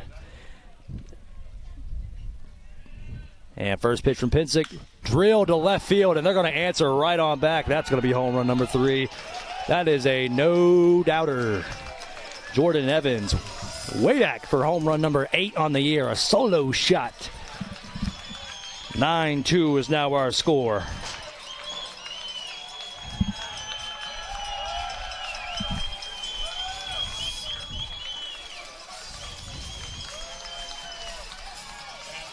And Tampa, they are in full control of game 1. And that's where it hurts for UWF. You try and find some life, you find the life, and then they just take it right back from you. And it doesn't get any easier there for Pinsick, as he'll now be faced off against Braden Woodburn. And Pinsick fires away. Big swing and a miss for strike 1.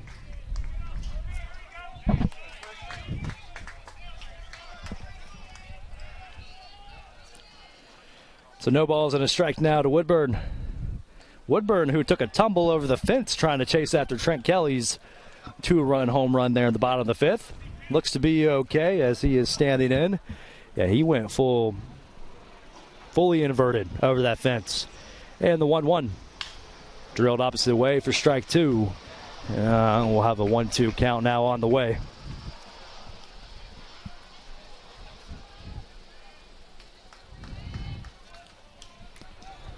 So nobody aboard, ball and 2 strikes. If you're Pinsick, just try and reset here and get it back up and going. The 1-2 on the outside, but missing for ball 2.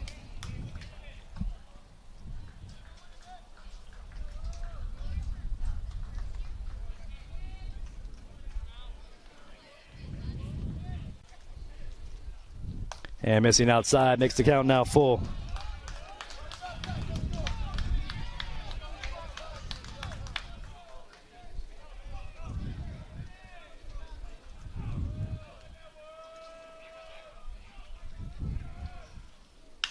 And popped up. This might stay in play. Way up. Tanner Taylor, he'll make the catch for out number 1.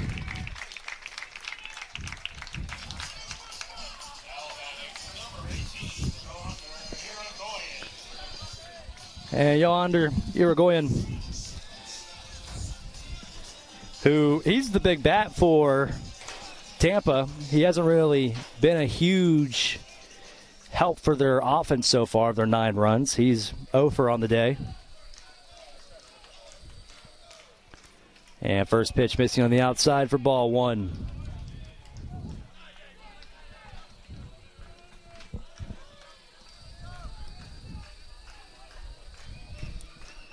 Ball and no strikes now. Pensick fires away.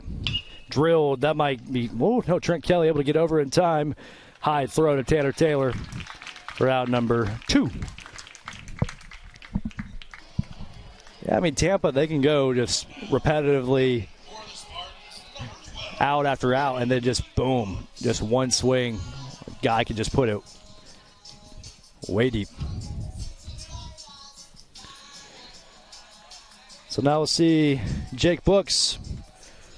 Oh, he had a 3-run home run back in the top of the 3rd. That made it a 5-0 ball game. And first pitch from Pensick, fouled out of play.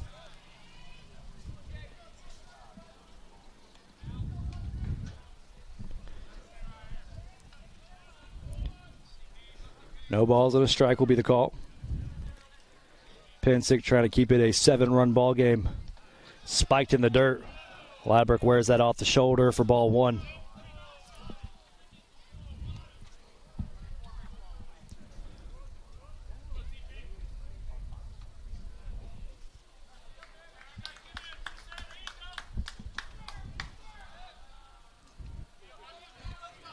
Ball and a strike. Pensick out of the stretch now with nobody aboard and 2 outs. Chopper. Bate charging in. Let's try and make a good play on this. Flips it over to Taylor for round number 3. Very nice play by Bate, and the Argos let up another run. 9-2 now our score. We head to the bottom of the 6th. This is the Division II South Super Regional on NCAA.com.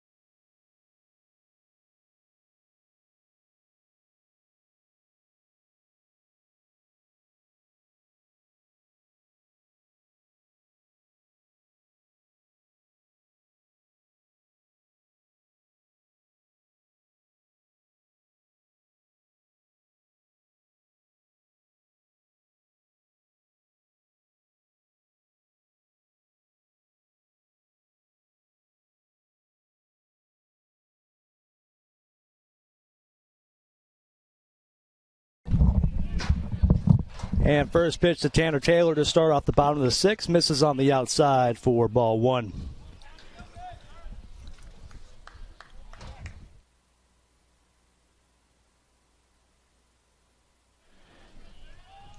Taylor 0 for 1 on the day with the walk so far. Satin finds the strike on the foul. So we even up the count at 1-1.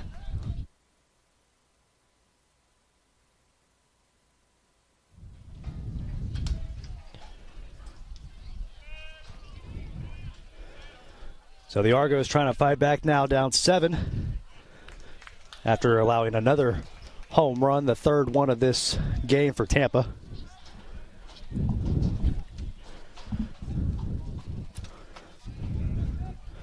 So a ball and 2 strikes now with Satin trying to find another strikeout. Hasn't been heavy on the strikeout stuff today. UWF been able to make contact. As I say that, he found strikeout number 4. So 4 walks and 4 strikeouts. He's been going neck and neck on that ratio.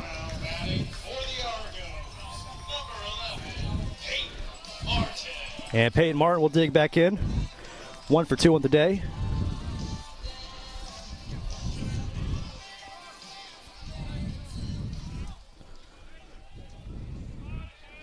And first pitch from Satin, way inside for ball 1. So for UWF, I mean, if you don't find anything here in this inning, you're down to your last 3 outs, down 7. Just really, you're kind of losing all the magic you can to try and get game 1 here. The 1-0.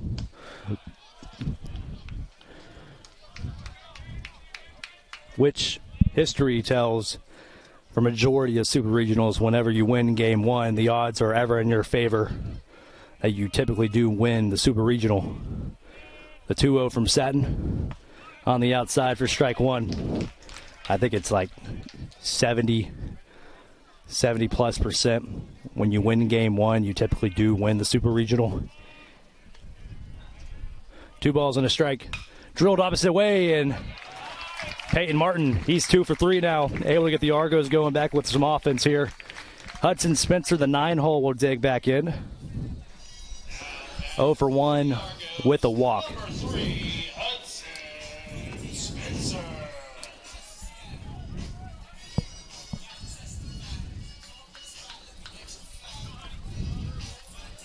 And Spencer, he's going to try and keep the life alive here at the bottom of the 6th. Get you to Zach Stokes, who stands on deck for UWF. If you can get to Stokes here with 2 aboard, that's a good sign. Also, the question is, you know they're going to leave in Satin for as long as they like. He's approaching 100 pitches here, and there is life in the bullpen for Tampa.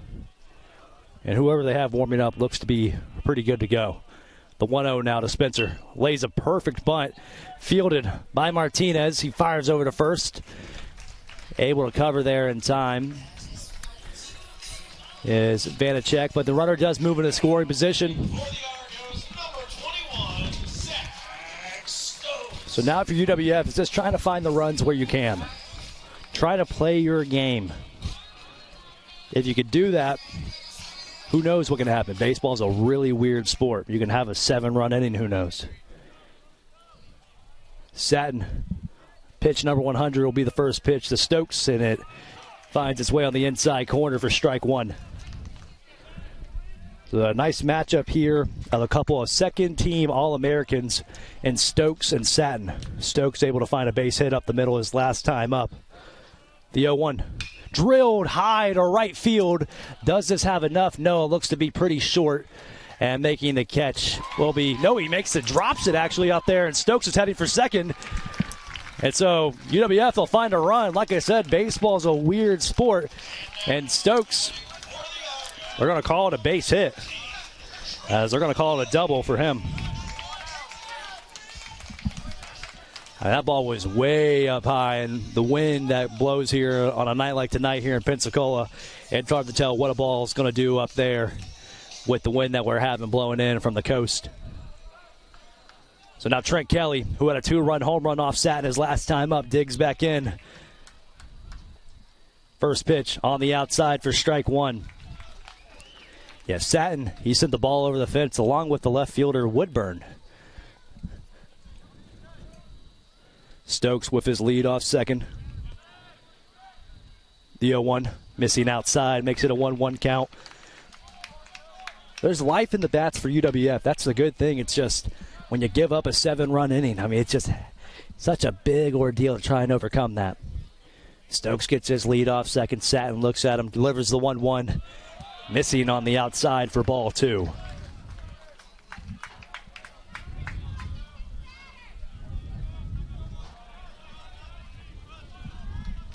So 2 balls and a strike now. Satin trying to get out of the inning, just allowing another run. The 2-1. Makes it now a 3-1 count. You're just thinking, though, if Trent Kelly can find another one, what does that mean for the Argos? They can make it a 4-run game here in one swing, a 3-run inning spot. You try and get it where you can. Satin comes set out of the stretch. The 3-1. Drilled out to left center field, chasing back Evans. Can he get there in time? No, it goes off his glove. Stokes will score. He falls down at the fence. Kelly, this could be an inside the Parker. He's got the go sign at third. They're going to send him home. And then a throw to the plate. Not in time. 9-5. And here comes the Argos with a nice 3-run inning here in the bottom of the 6th. Trent Kelly, he does it the big way and the little league way. And inside the Parker, after falling up a big time out of the Parker and back-to-back ABs. You got to love that for Trent Kelly. And now the fans back here at UWF, they're really starting to get back involved as they're starting to play their game. Make the mistakes where you can if you're Tampa, and the Argos, they'll fight back just like you. And this looks to be it for Robert Satin after 106 pitches on his day. The Argos were able to get to him pretty well.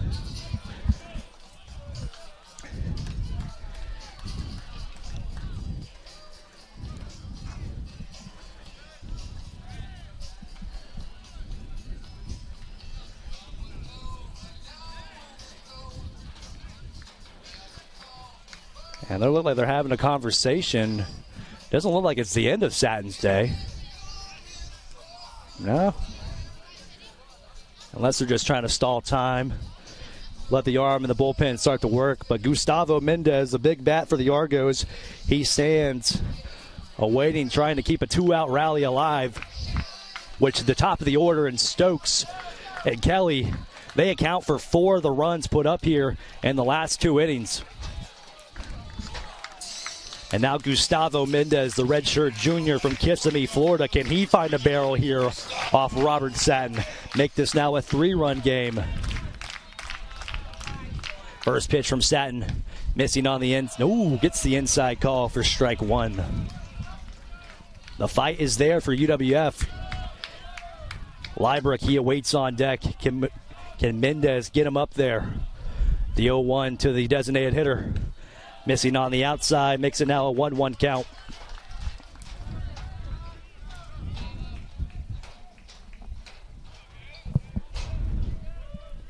A ball and a strike will be the call with 2 outs and nobody aboard. Satin trying to get through the 6th. Hit up opposite way, and Mendez keeps the 2-out rally going. Does Tampa want to keep playing with fire here? Let's find out. The Argos are fighting back.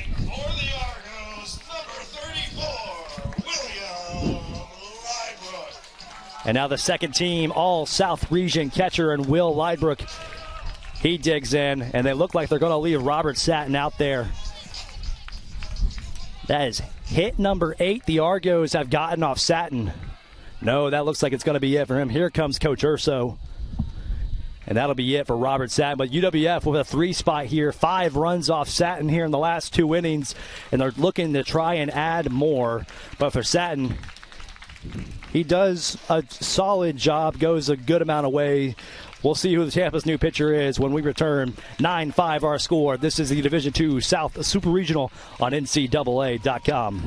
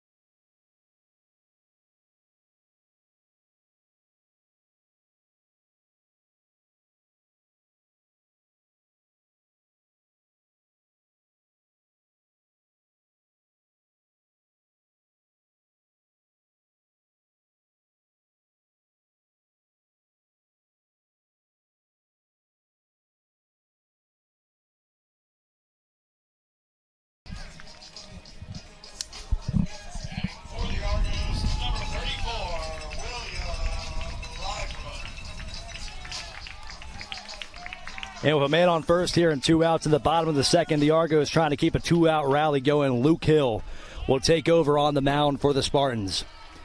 He'll come out of the stretch. The righty will deal with the Argo catcher. Will Lybrook swings at the first pitch, fouls it off. He's 1 for 3 with a strikeout.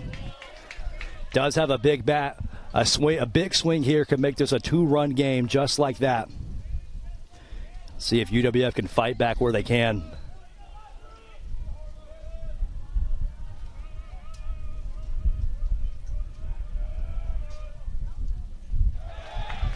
That gets off, and Mendez will trot down to second. Excuse me, Tobin Moran, he's the man on the mound for the Spartans. Had my rosters mixed up there. But Moran on the year so far. The senior with a 2.02 ERA. Will be his 15th appearance on the mound for the Spartans and is now 35-plus innings pitched. The 1-1 now to Will Lybrook with a man on second. Drilled high to left center field. Will Evans be able to field this one?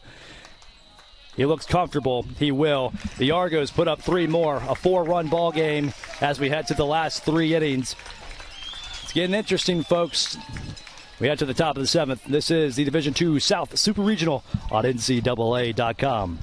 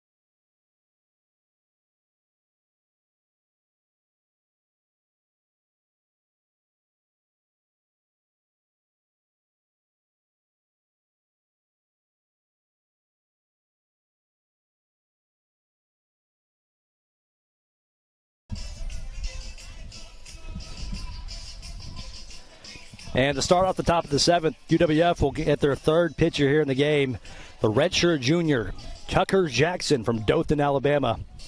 Transfer from West Georgia. He will take over on the mound. Number 6, Walker Anderson. This will be the first time that Jackson has pitched in a game in over a month and a half. We haven't seen him since April 4th against Lee. This is a head-scratcher of a go-to for UWF. They haven't pitched Jackson in a long time. He'll start off with Walker Vanacek. And first pitch on the outside for ball 1.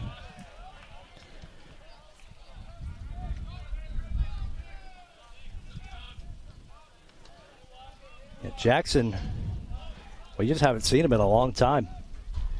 And now the 1-0 from Vanacek. Down the middle for strike 1. So be a 1-1 count here. Maybe what the decision is going to Jackson. Is it just trying to keep away from the home runs? Is that what the goal is? Like what is the mentality here? And the 1-1 now. Swing and a miss, falls behind 1-2.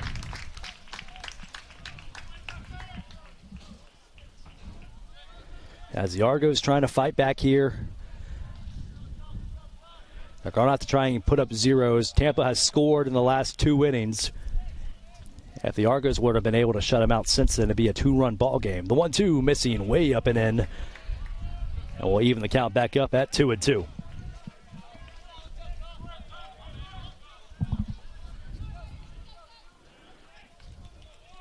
Gunnar Carlson, who he had a big-time home run earlier. He stands on deck. And the 2-2. Little chopper. Can it stay fair? Kelly fields it. And that's going to go off to the backstop. I don't know why Kelly would field that ball. That was never going to be in his favor. And that's another mistake made by the Argos, as now we're going to see standing on second base is Vanacek.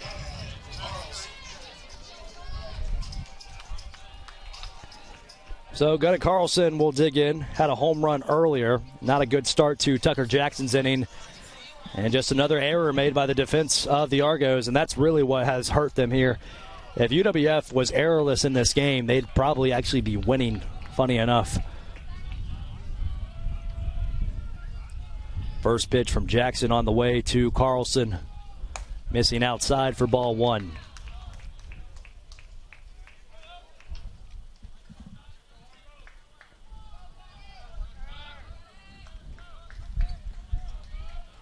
And the 1-0 now from Jackson. Missing high. So now a 2-0 count will be the call.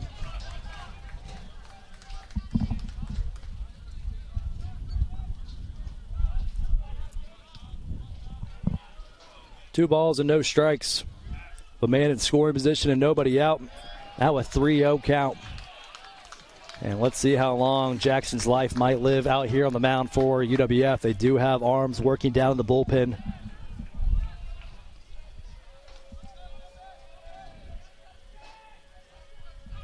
And the 3-0. Outside gets the strike call. But now Carlson will have a hitter's count. Jackson trying to find the strike zone where he can.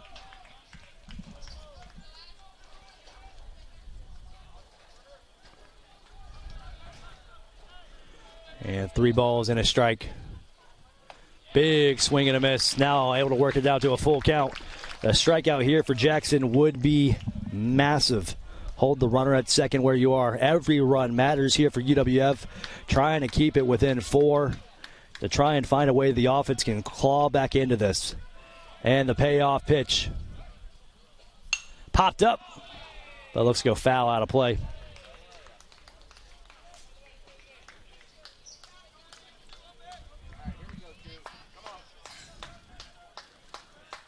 And head coach Mike Jeffcoat, he's going to have a chat with home plate umpire Ray Parrish. I think I could have a good guess on why this is, and I think it's probably because of some of the things being shouted by the Tampa dugout. I believe I heard their dugout yell "step off," which you're not supposed to do.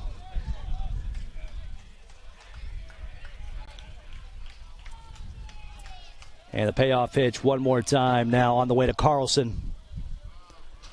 That gets away, and they're going to call it a dead ball, so the runner has to stay at second. Now, they're trying to run the bases here. No, that was a hit by a pitch. He's got to stay where he is. That's a dead ball. They're trying to challenge it. It don't matter. It's a dead ball. That's an umpire judgment call.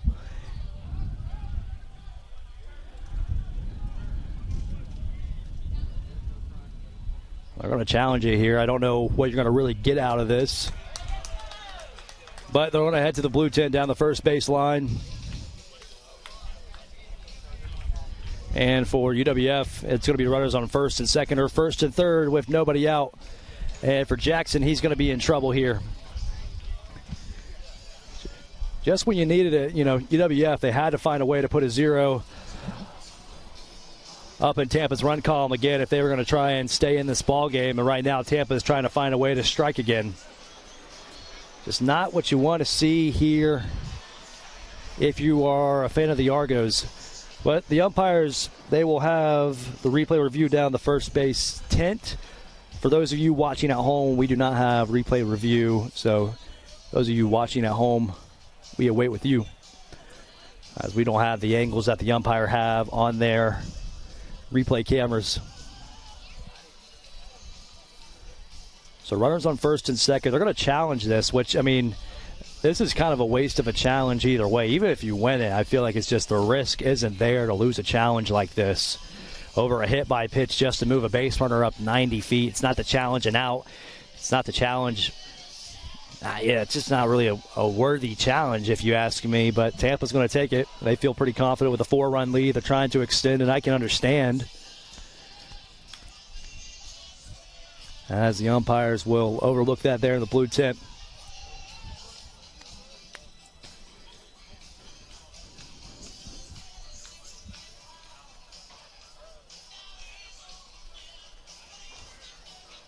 And taking a good bit of time to review this. So Jesse Ponce will be the next man up nonetheless. Whether he has runners on first and second or first and third with no outs, that is the question at hand so far. And the umpires are going to come out here.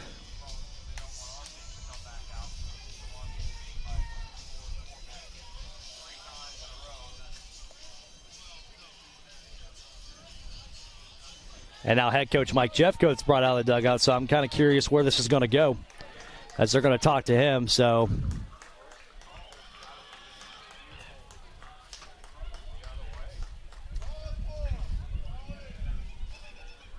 it was ball 4 nonetheless. And now the third base coach will come and talk to, I believe, Kevin Flay. Or no, that might be actually Nate Starr having the conversation right now. The only difference that you're getting here is a runner on second or a runner on third.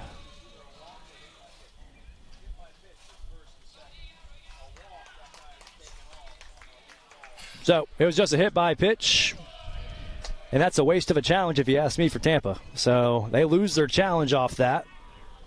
And now head coach Mike Jeffcoat's going to come and grab Tucker Jackson, it might be. Yeah, we'll get another call to the bullpen. So Tucker Jackson can't even record an out. And we're going to get another call to the bullpen. 9-5 the score. Runners on first and second and nobody out. We'll step aside. This is the Division II South Super Regional on NCAA.com.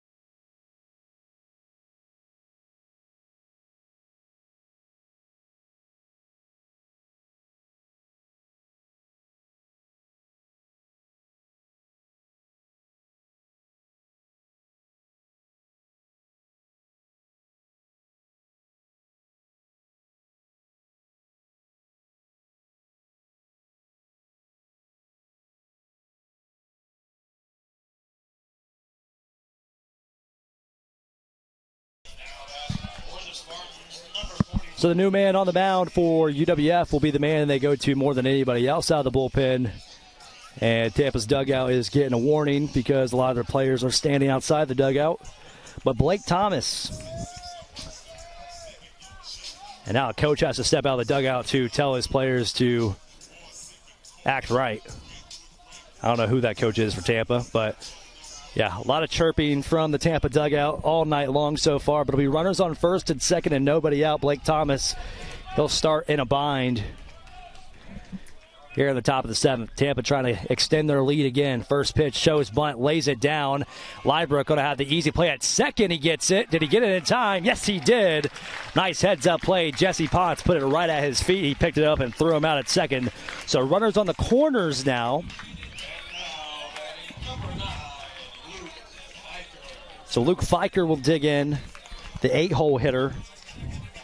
You'll have Vanacek standing on third. Carlson was thrown out. I would imagine Ponce, who stands on first, would get put in motion at some point throughout this AB. And yes, he will right here. Shows bunt, but butts it foul, as both runners were going in motion there. Maybe try that out again here, maybe a pitch out. If they're going to put both runners in motion and try and leave the runner on third base high and dry. But Thomas trying to pitch to contact here, find the outs where you can. Fiker, ooh, the pick move over to first. Able to get back on a step. He'll be safe. Fiker stands at the plate.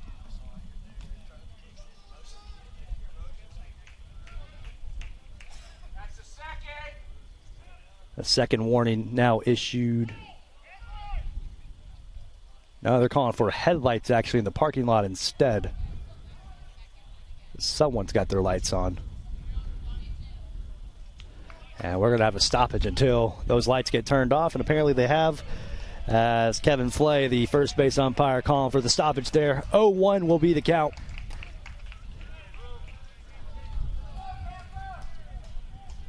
Runners on the corners with one out. Checks in on Ponce at first again.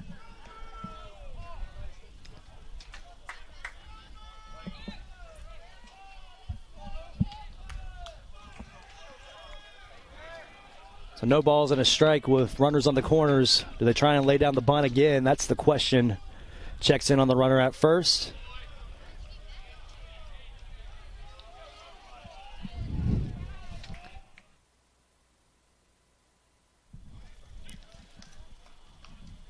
And now we'll get a stoppage again by the umpires, as I guess the headlights are still on, and we're getting someone backing out of the parking lot and trying to reverse, and now the headlights are starting to drive off, and we're still just waiting to try and get a pitch here. All right. Let's see if we get this going. No balls and a strike. I feel like I've said that for 3 minutes now. Runners on the corners and one out. Fiker at the plate. Fouls it off now, down 0-2. A strikeout from Thomas here would be massive. UWF trying to fight back here in this game. They got to try and put up a 0 here in Tampa's run column. Ponte stands on first. Do they put him in motion again? The 0-2. Outside for ball one. Vanacek, he stands on third. He would be the 10th run of this game if they could score him for the Spartans. A 9-hole hitter, and Martinez, he awaits on deck. The 1-2 now. Runner goes. Swing and a miss. Pump fake by Liebrook. So now the Argos with a massive strikeout there. Can they capitalize and leave them stranded in scoring position?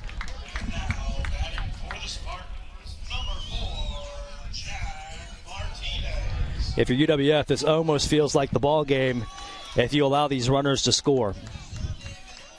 So Blake Thomas can leave him stranded in scoring position, get out of the jam, came in with runners on first and second and nobody out. If he's able to get out of the jam here, it's going to be huge momentum for the Argos. Martinez, 1 for 3 with an RBI. Big swing and a miss to start off his AB here against Thomas.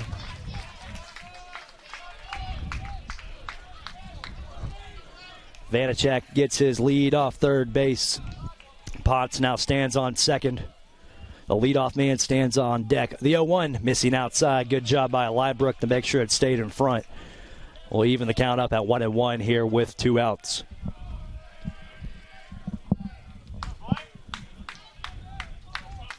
So with runners in scoring position, a big-time AB here. The 1-1 now to the 9-hole. Chopper foul. Now Thomas looking to get back-to-back strikeouts and leave the runner stranded on third. The fans are going to love this here at Spooner Field if they can get it.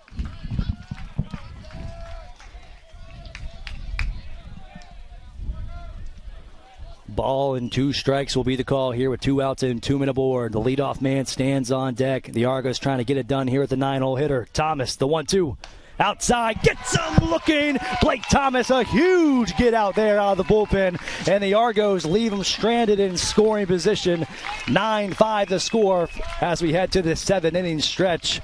The Argos down to the last 9 outs. We'll return here. This is the Division II South Super Regional on NCAA.com.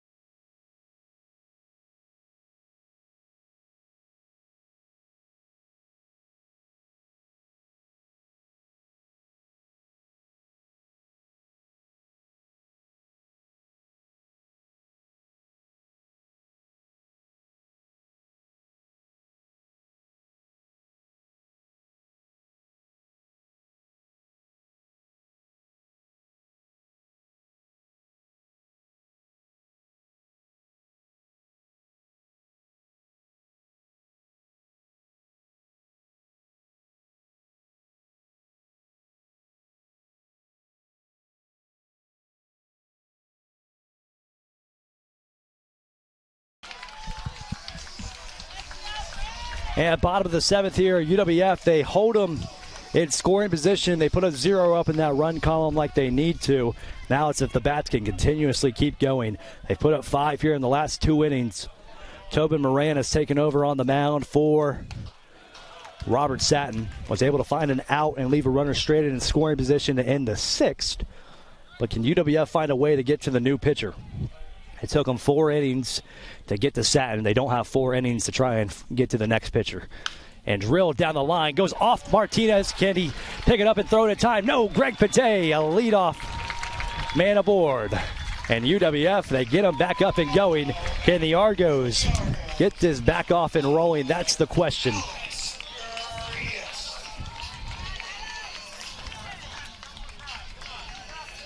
So now Alex Urias, who's been such a good fire starter for this offense this tournament, he digs back in. He's 0 for 2 with the walk. Let's see if he can work a good AB here against Tobin Moran. Pate stands on first. And first pitch to Urias on the outside for ball 1.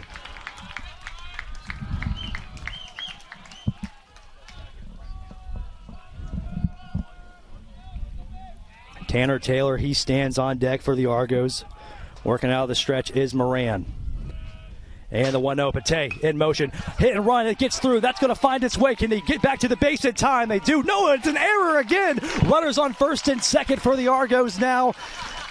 And UWF, the fire starter they were looking for, finally answers again. And now it's runners on first and second with nobody out. And Tanner Taylor will dig back in. Tanner Taylor has some pop in his bat. Can he keep the offense going here when they need it most? No, we're going to get Coach Urso coming back out to the mound. No, he's going to come do a defensive substitution. So what's going to be the changes here? I think we're going to get a new left fielder, Woodburn. I'm going to try and keep up with all these black jerseys moving around. So Woodburn will come in. We're going to get a switch of gloves. I think Jesse Ponce will switch his glove. Are they going to go to Woodburn? Is that the question?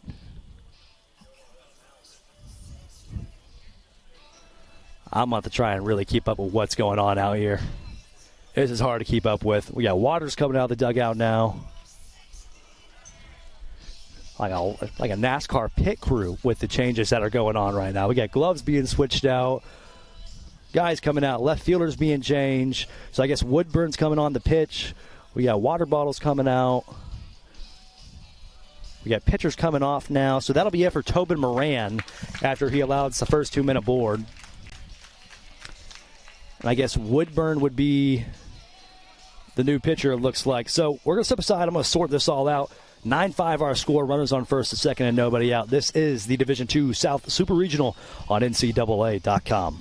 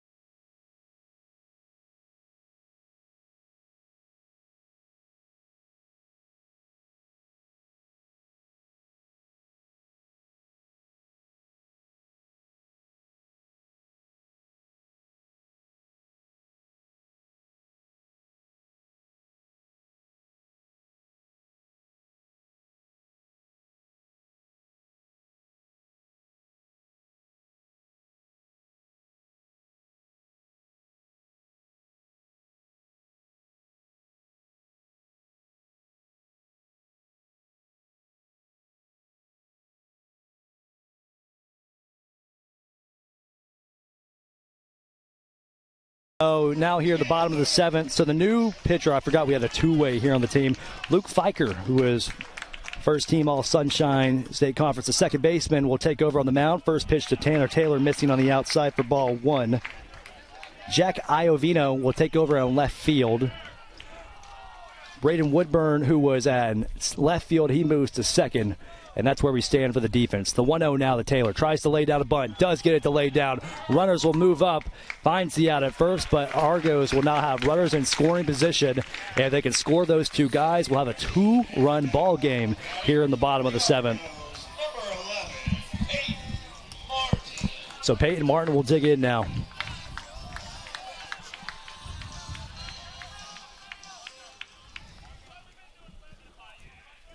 So Martin, he's 2 for 3 on the day.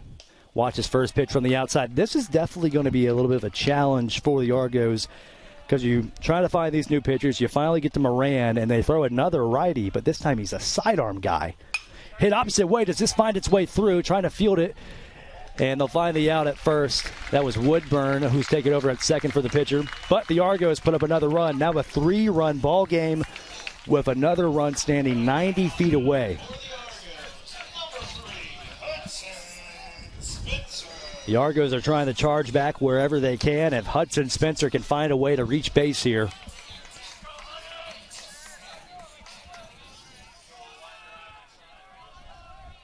First pitch to Spencer.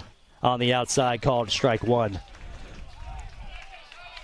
So Fiker comes from second. Doesn't need the bullpen, and he's just pounding away. The 0-1. Opposite way for strike two. Fouled out of play.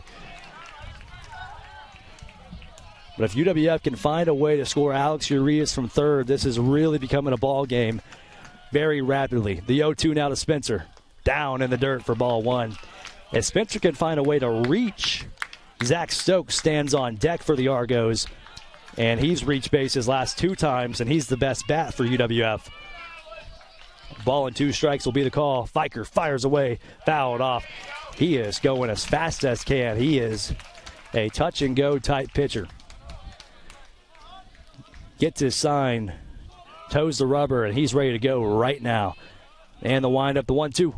Hit opposite way right to Woodburn. He fields it cleanly, and that'll be out number 3. So UWF, they find another run. With 2 innings to go, they're down 3. We head to the top of the 8th. This is the Division II South Super Regional on NCAA.com.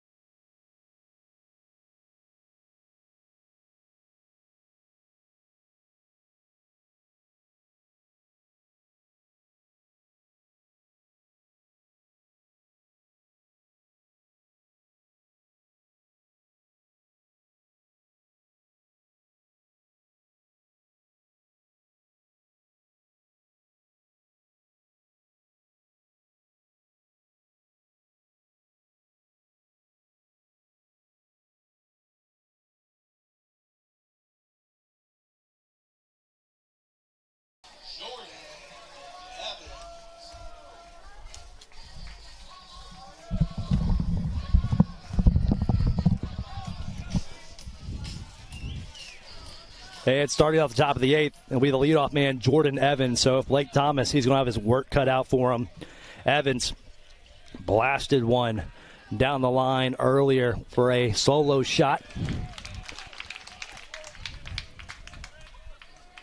Watch his first pitch strike from Thomas. So no balls in his strike. Thomas, who was able to get out of a jam, leave the runner stranded in scoring position. Swing, going to miss, falls behind 0-2.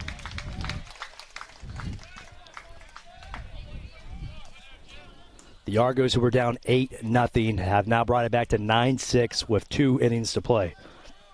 No balls and 2 strikes from Thomas. Struck out his last 2 batters to end the 7th. Opposite way, this might find its way through. Pate trying to chase it over. Can he get the throw out in time? No, he throws it in the gutter, but Liebrook there to back it up. And the Spartans will have a leadoff man aboard here on the infield base hit.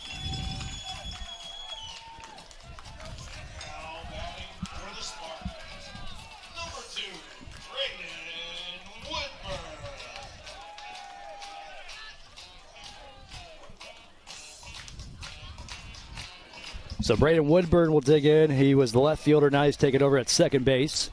1 for 4 on the day with an RBI.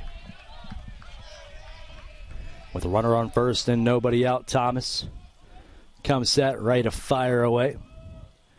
And tries to move up in the box. Show bunt, throw down from Liebrook. Can he get it in time? No, beating it out.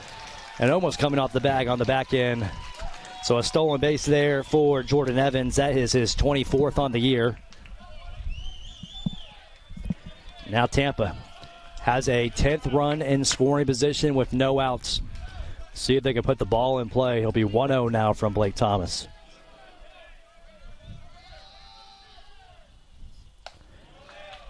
Misses on the inside to make it a 2-0 count.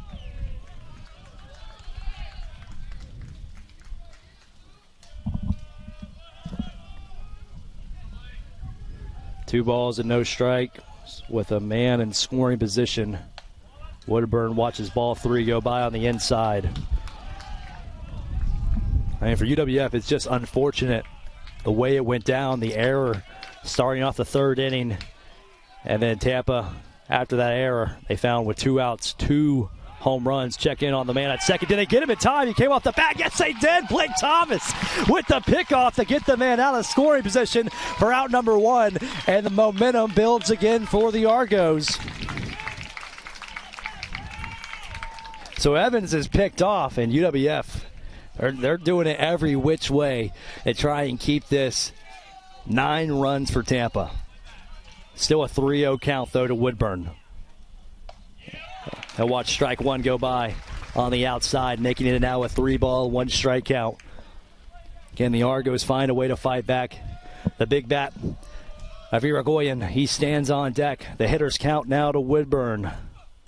Missing inside, that'll be a 5-pitch walk as he does drop his bat and head down.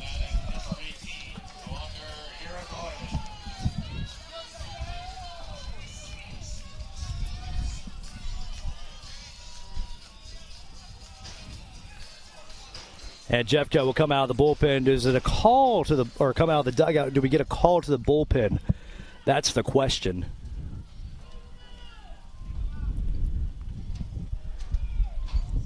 If you're UWF, you're trying to find a double play ball to end the inning. You got Irigoyen up, though, who is the big bat for the Spartans. So that's a big-time question. The Argos were down 8-0. They've now brought it back 9-6. They've been able to find a way to build the momentum every which way.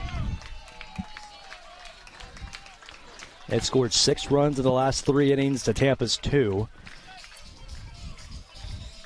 So Irigoyen, the catcher, will dig back in. 0 for 4 on the day. I would not imagine that he goes 0 for 4 often. He is the best hitter on this team. And first pitch with a man on first and 1 out from Thomas on the outside for ball 1.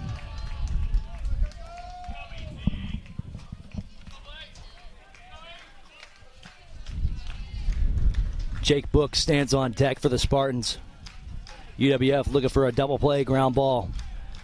And the 1-0 to the Spartan catcher. No, looking for another pickoff there at first base. He'll reach back safely for Woodburn.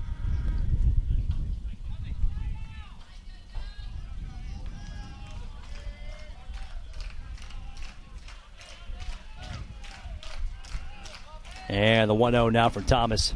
Missing on the inside for ball 2.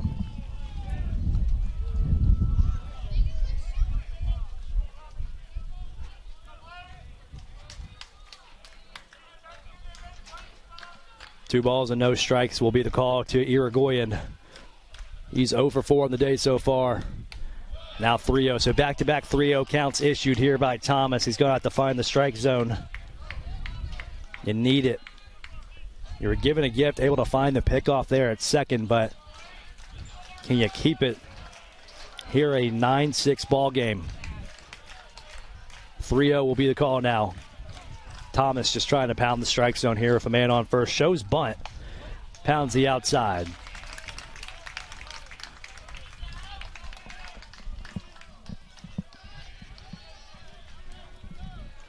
So now a hitter's count with a man on first. Irigoyen might come on loose here. Checks in on the man on first again in Woodburn. Book stands on second.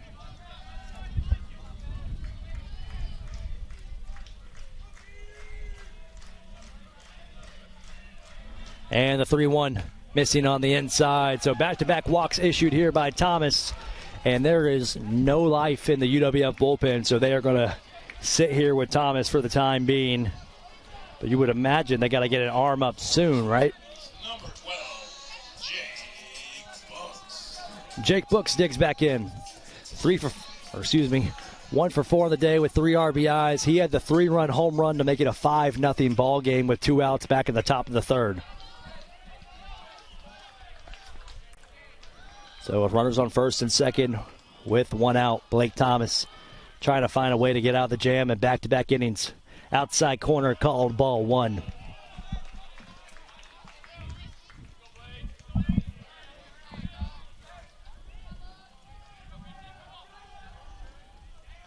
So with 2 aboard and 1 out, Tampa trying to increase their lead back up to 4+.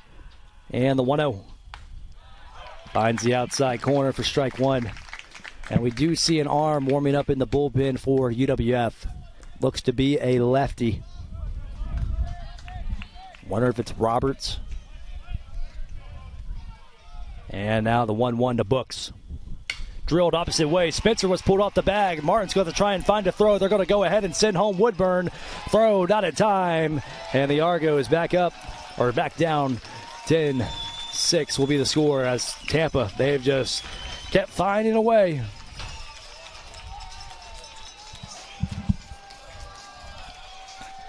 It's not as much as a 7-run spot, but they've just been able to chip away and keep increasing that lead more and more. So back up to a 4-run lead for Tampa. Vanacek, who is 3 for 4 on the day. He's had a pretty good day. He's looking for his first RBIs, though, of the game. You had a feeling this could have some high scoring with these teams and how offensive they can be. First pitch on the outside corner called strike one. And so now two arms are warming up in the UWF bullpen as they are trying to get loose down there. No balls and a strike will be the call. With 2 aboard and 1 out. Thomas delivers a strike, which is fouled off. Got to try and keep it a 4-run ball game now if you're UWF. Been able to score 4 runs the last 2 innings. But was that hole of 7 runs just too deep to start it off in the top of the 3rd? Tampa was able to get it up to 8-0. The UWF has been fighting back since. The 0-2 missing high and inside for ball 1.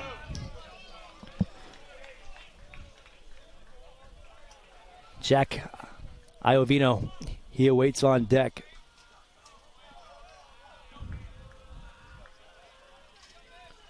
And the 1-2. Swing and a miss goes down on strikes. That'll be out number 2.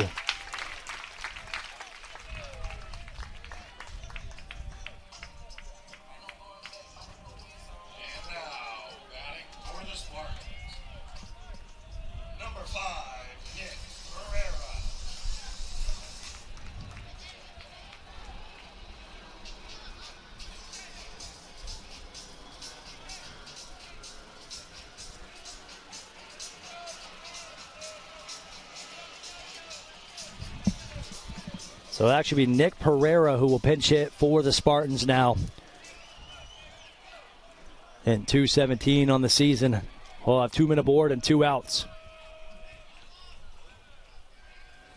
Thomas trying to find a way to deliver.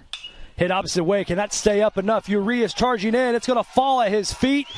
And making the throw in time. No. Gets the out at second. Potentially they'll have him hosed. But Tampa goes back up 11-6 now as UWF lets them score 2. And for UWF, that could be curtains with their being down to their last 6 outs. We head to the bottom of the 8th. This is the Division II South Super Regional on NCAA.com.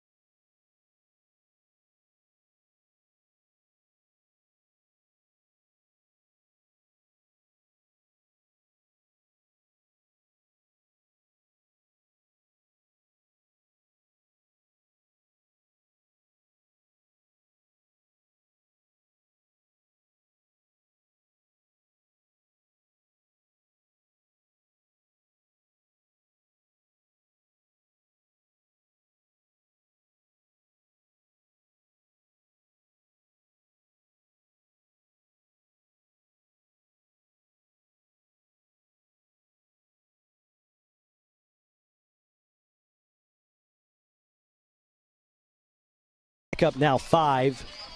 Fiker will remain on the bump for the Spartans. Zach Stokes digs back in. He's been able to reach base his last 2 times up. First pitch missing. No, gets the outside call on the top of the zone for strike 1.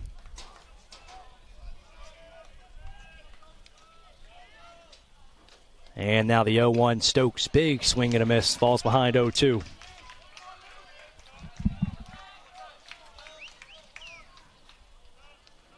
No balls and 2 strikes.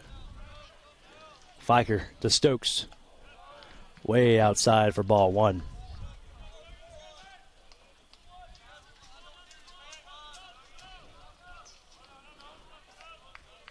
Oh, 1 ball and 2 strikes. Way up out. Makes it now a 2-2 count. Stokes looking for his pitch to hit. 2 for 4 on the day with an RBI. Drilled but foul.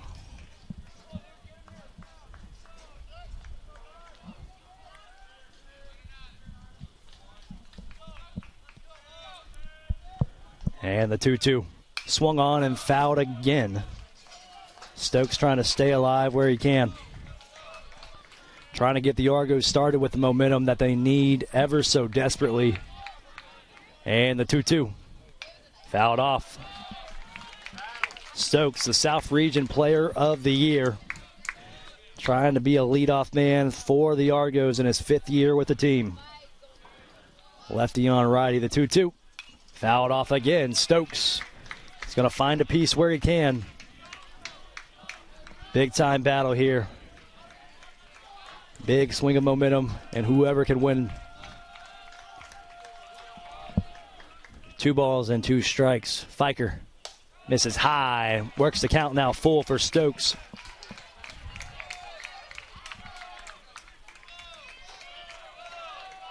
And the 10th pitch. Swing and a miss. Stokes goes down on strikes, and we have not seen that in a while. It's been a long time since Zach Stokes has struck out. For the Argos, number 13, Trent Kelly. And for Stokes, that was only the 20th time he struck out this year in over 210 at-bats. And Trent Kelly, who had a home run earlier, watches ball 1 on the inside.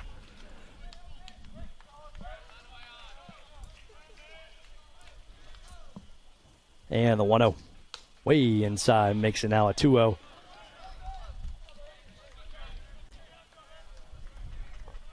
So Fiker's struggling to try and find the outside right now. And the 2-0. Gets the inside corner, though, for strike 1.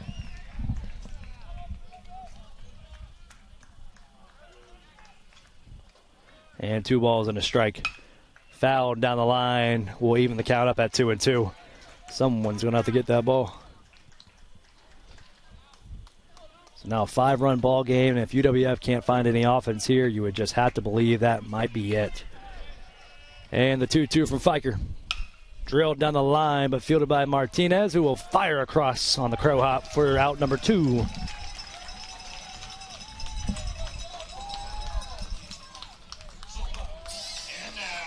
batting for the Argos, number 29, Gustavo Mendez. And for UWF, Gustavo Mendez will dig in, who took over for Tyler Bropes. He's 1 for 2 on the day so far. First pitch from Fiker.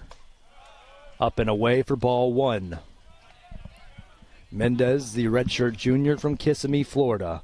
The 1-0 now from Fiker, missing high, now a 2-0. Fiker, who was a first-team All-Sunshine State selection. And now the 2-0. Misses up and away again. Now a 3-0 count to the Argos' designated hitter with Will Liebrook. He awaits on deck. A 3-0. And that'll be ball 4. So the Argos will have a man aboard here with 2 outs. We'll see if Liebrook can do anything with that. For the Argos, number 34, William Liebrook. Greg Matei, he waits on deck.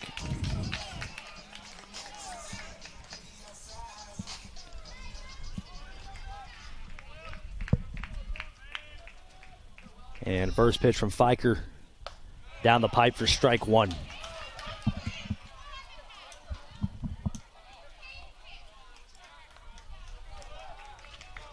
No balls and a strike will be the call. Fiker comes set, ready to fire away. Fouled off, will have a now 0-2 count.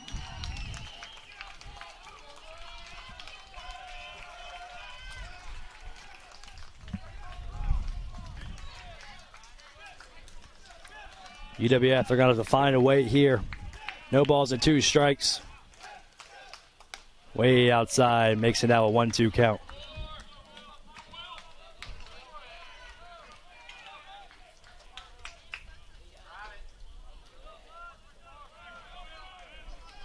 Ball and 2 strikes with a man on first and 2 outs. Fiker trying to keep pounding away. Down and away. 2 balls and 2 strikes will be the count.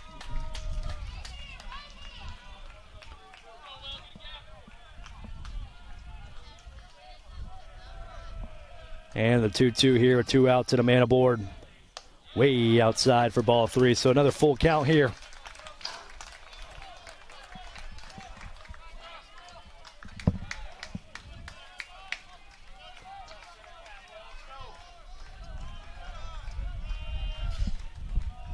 So the payoff pitch and a big-time moment here at 2 outs in a 5-run ball game. Swing and a miss. 2 big strikeouts for Fiker. And UWF, they'll be down to the last 3 outs next time they step up. 11-6 is our score. We head to the top of the ninth. This is the Division II South Super Regional on NCAA.com.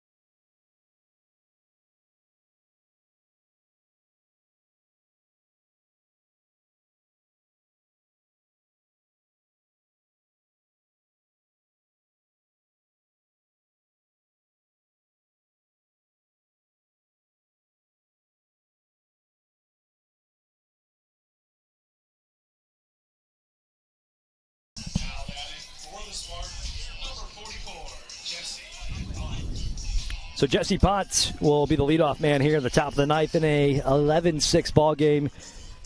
It's been a game of waves, momentum. UWF came out the gate with early opportunities to score. Tampa was able to shut them out.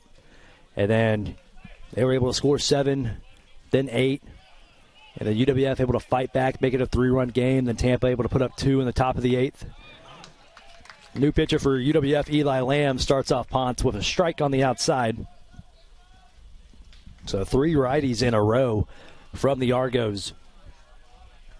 UWF, we'll see what they look like here in the bottom of the ninth. But ultimately, if they can't find a way to muster up 5 runs or more, drove it out to a right center field way back. And Jesse Ponce goes big fly. Home run number 4 for the Spartans to make it now 12-6 here in the top of the ninth.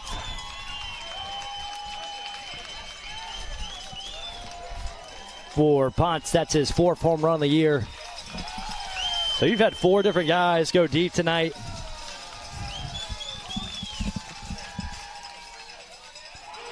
And now head coach Mike Jeffcoat comes out to talk to the home plate umpire, whisper him something about the pitcher, Luke Fiker. 1 for 3 with an RBI on his day. He'll dig in.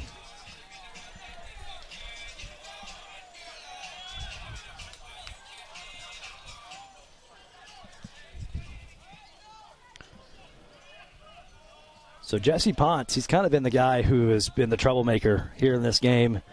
And you just kind of see it with a good way to cap off his night with a solo shot to right center field. As he was the guy who was able to reach via an error in the top of the third, which that led to the 7 runs scored by Tampa. The 0-1 now. Missing. Makes it a 1-1 count. So Eli Lamb, a rough start here in the top of the 9th. So now UWF back down 6. And I would believe the comeback has stalled out. Shows bunt, lays it down, and he might have caught the Argos defense sleeping.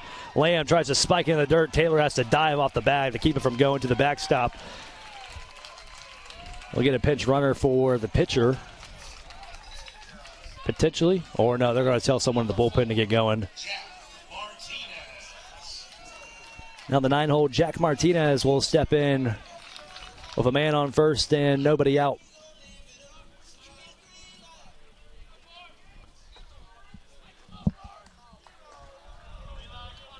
Braden Woodburn stands on deck. First pitch now from Lamb. Shows bunt. And gets the strike call on the foul tip.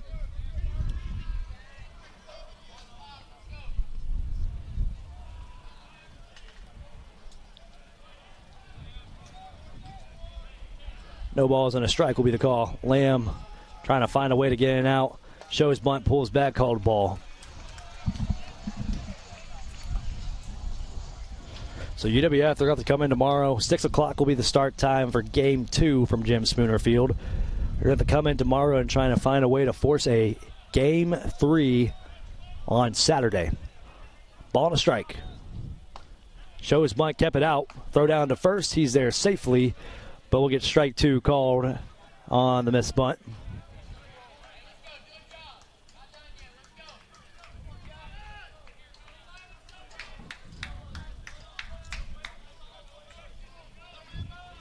Ball and 2 strikes now. Lamb trying to find his first out here in a rough start to the top of the 9th. Swing and a miss, finds the strikeout. I mean, UWF pitching, they have found plenty of strikeouts tonight, probably more than what they typically do. And now back at the top of the order for the Spartans, number 13, Jordan Evans. I mean, yeah, they have struck out Tampa 9+ times.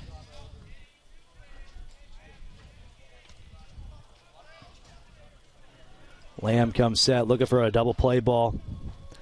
Evans digs back in. A little chopper, this could be 2. Greg Pate tries to get the out second. Spencer can't flip it over with Evans' speed. Does lead the team in stolen bases, but it'll be 2 outs. For the Spartans, number 2, Braden Woodburn. Braden Woodburn will dig in now.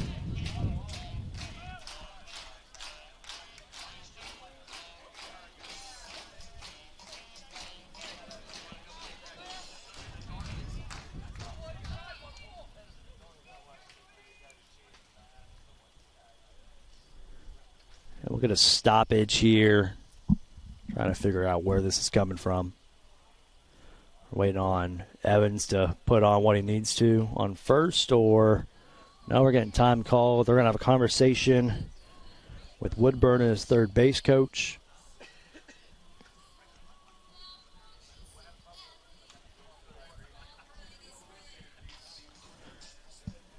And now Ray Parrish is saying, hey, let's get a move on here. You guys are up 6 here at the top of the 3rd.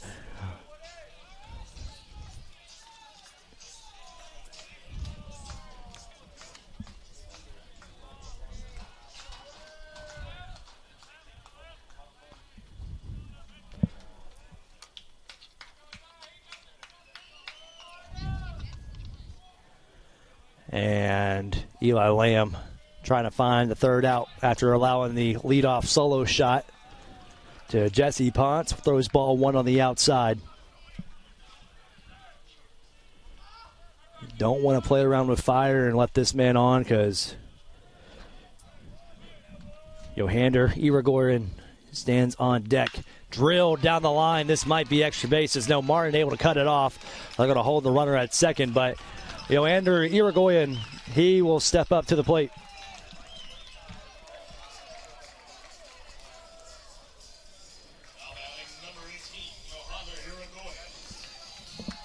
So, Johander, he is 0 for 4 on the day with a walk. This will be his 6th plate appearance.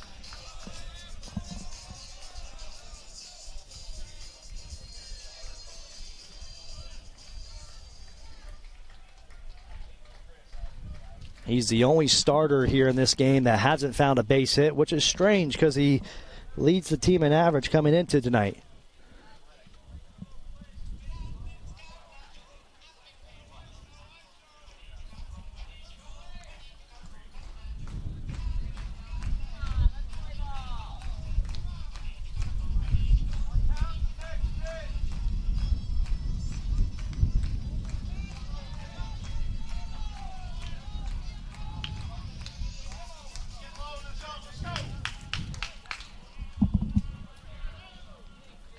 So 2-minute board and 2 outs.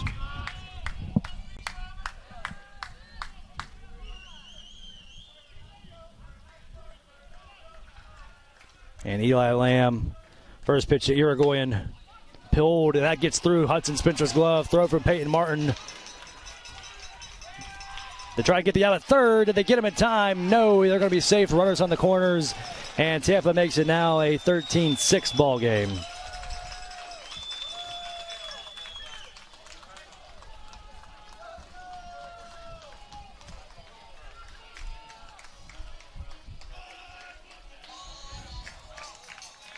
So Irigoyen with his first base hit. He just figured he wasn't going to go 6 straight ABs without finding some contact. So Jake Books will dig in.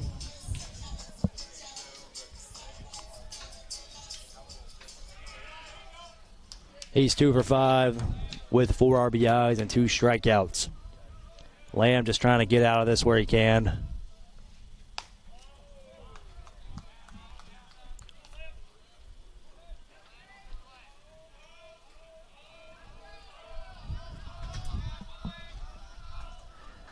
And the 1-0 from Lamb with runners on the corners and 2 outs is trying to get out of it where he can. Outside for strike 1.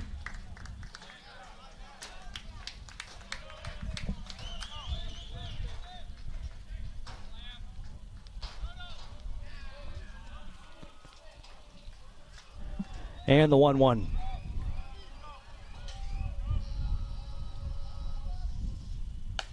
On the outside for ball 2.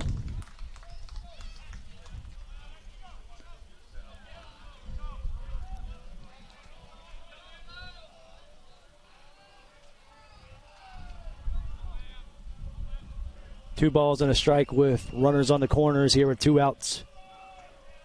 Tampa trying to keep putting it on in deep to right center field. And Books, no, Urias, he has a beat on it. That'll be caught for out number 3. So UWF now down 7 again. We head to the bottom of the 9th. This is the Division II South Super Regional on NCAA.com.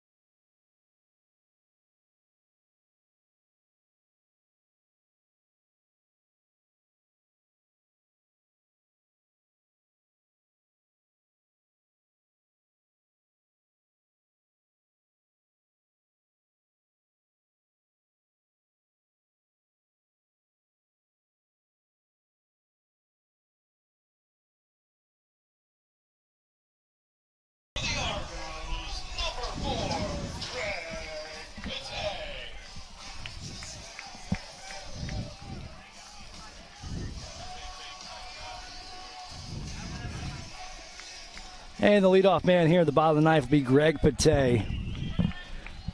Hernandez will be the new man on the mound for the Spartans. Takes over for Fiker.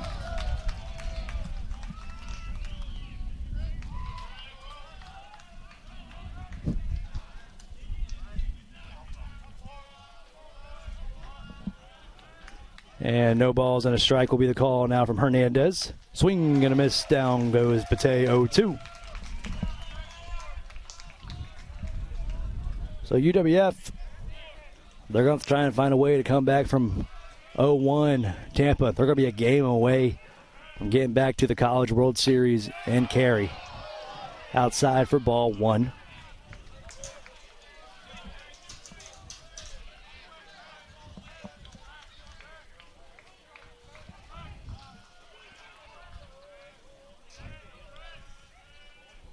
Ball and 2 strikes. Hit opposite way. That gets through for a base hit, and Greg Pate gets the Argos started here in the bottom of the ninth. Hard turn around first base. He'll retreat back. Now batting for the Argos, number 5, Alex Urias.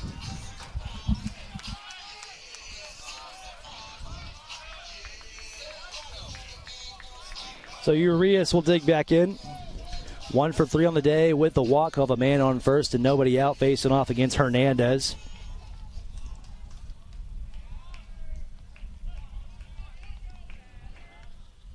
And first pitch, drilled up the middle. Well, more of a chopper up the middle. This might be 2. Steps on the bag, fires the first, and that's a double play as Ponce is able to turn 2 up there by himself. Now the Argos down to their last out. It'll be Tanner Taylor.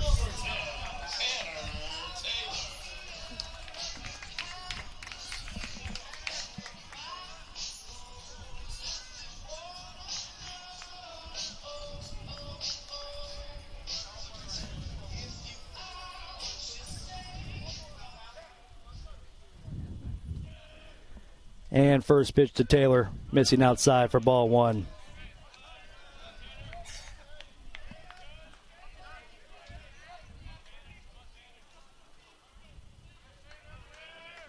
Hernandez 1 out away from getting Tampa started 1-0 in the Super Regional in Pensacola.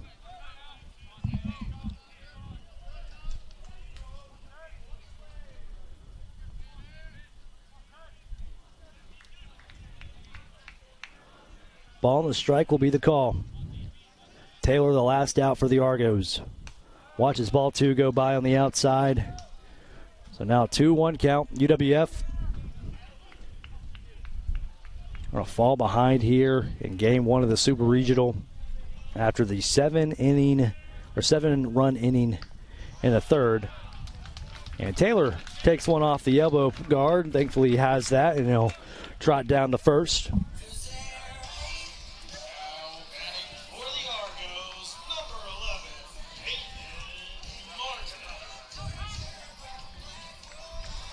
So Peyton Martin will dig in now.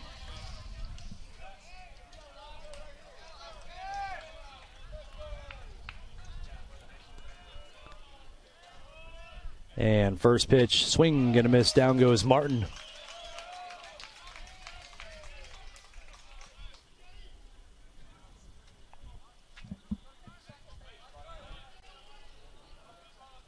So no balls and a strike will be the call. Outside, call it a ball.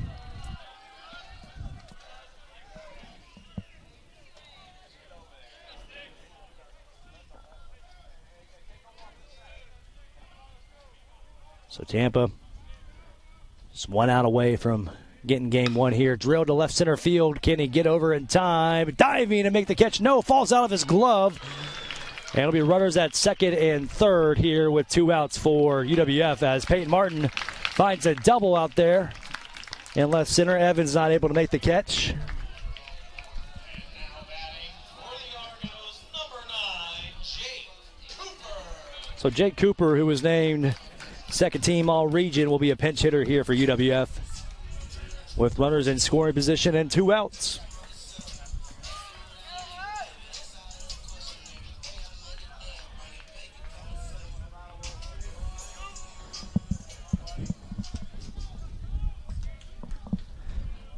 So Taylor and Martin able to get up and on base with the Argos down to the last 2 outs.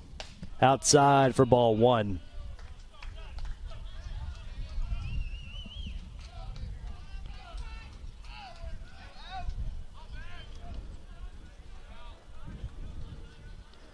And the 1-0 now to Jake Cooper. Swung on and a little floater.